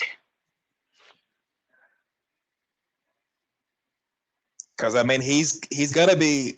He may knock someone's socks off or take their throat. So it's kind of like a, who can fix the man in yellow? There it is. Yeah, I would have sacrificed myself and taken Tilly, but she's dead, so I'll just be by myself in the church. Okay. I would have gladly have sacrificed myself so that somebody could have been shipped to the tarot cards. Shipping someone to the tarot cards. There it is. So Restar, you have a challenge. You can fix him, the cicadas and the man in yellow. What? That's a tall order. That's a I am lot. not that toxic. That's a lot. Yeah, we appreciate your sacrifice. Maybe a young man in yellow. It was like Is it's there a young man in yellow Miranda though? I think and yeah, I think Miranda's painting. I think he's a younger man in yellow. yeah, younger man in yellow. Yeah, I already said I would have sacrificed and taken Tilly, but she's deceased, so nobody for me. So there it is. So yeah, a younger man in yellow. Wow. I mean, he's Like probably like a billion years old. So a 30-year-old maybe man just in like a million. yellow. So maybe 30 years is like equivalent to a million years. Is he like, I guess, immortal or something? So yeah, a 1 million-year-old I man in guess we yellow, can young live man. together forever. Like a Right. vampire. Oh my gosh. So instead of you donating plasma or donating blood, you could just donate to him. So there it is. They Yeah, there it actually do is. say, but I think I wrote down like the Fae, like they will fall, like people will fall in love with the Fae. Like that's how they get them. That's how the Hey, humans that's get how trapped. they get you. That's how they get you. Okay. Well, I think I'm gonna get off here. Now, Red Star, you can stay up here if you want to. Um, but if you drop down, I'm gonna play some music to keep the chat open. Oh, I don't know how any of this works. I think I'm just gonna drop down the chat. Okay. I'm gonna Okay. play music to keep the chat open, and I may jump back on. I gotta watch the boys, so All I right. may jump Thanks back for on. having me. I'll definitely play music. But yeah, if you all like these chit chat streams, I'll just start naming this FROMily chit chat, and we could do this more often. Yeah, Mike says you've been tremendous. Yeah, she's been great. Thank you, Mike. Yep, serious to silly, and we are still a FROMily. Yeah, we may do more chit chat streams. Well, next time I'll bring a Now this snack. Friday is going Mother. to be a research thing, so it can't be this Friday. This Friday. Yeah, there you go. Yeah, this Friday is going to be at 4 p.m. Pacific Standard Time, 7 p.m. Eastern. So this Friday is going to be more about a research stream, looking at pregnant people and stuff in the township, and looking at stuff for week 4 as far as a preview. And then I think Mita like sent a voice note. We'll listen to that. Maybe it'll be bonkers like it was last time. We'll figure it out. I'll listen to it and play it then. So yeah. So I mean, you don't have if you drop down to the chat, I'll just play music to keep the chat open. If you stay up here, Okay. yeah, I don't know how to send you the link for you to control the StreamYard. I don't No, even we're know. good. My voice is like almost out. I'm like, Oh, okay. Yeah, no problems. Yeah, I'll oh just yeah, fish veg. so it's gonna be YouTube approved music. Unfortunately, I can't do anything copyright because YouTube will shut us down.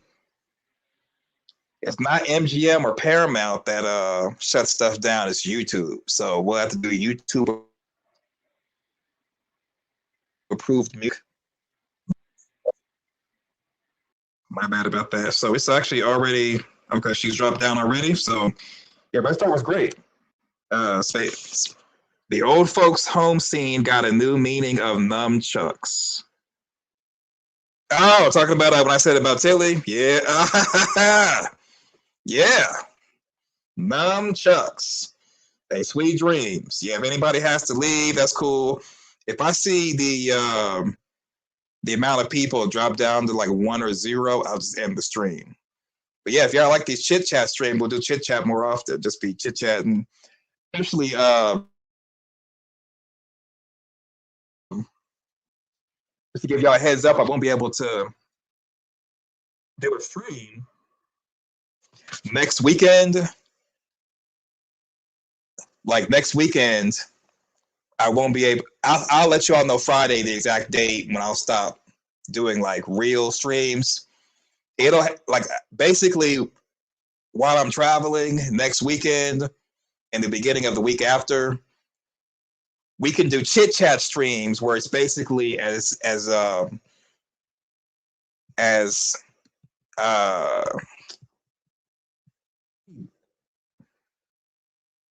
what's the Doug, right? Like Doug called, well, Doug has never called any of my stuff slop, but I like using the slop that he mentioned. So we can do chit chat streams, aka slop, like this, chit chat or whatever. It won't be anything as far as it won't be anything like how we've been doing like a research stream or like a show or anything like that. So when I'm traveling, we can do the chit chat thing like almost every day. And then when I get back, we can get back to looking at people in the background and looking at pregnant ladies running away from monsters and stuff like that. So yeah, thank you, Red Star, for coming up. I appreciate it. So now we're going to keep this chat open and play this good old music. Hopefully y'all be able to hear it. And I'll see you all next time.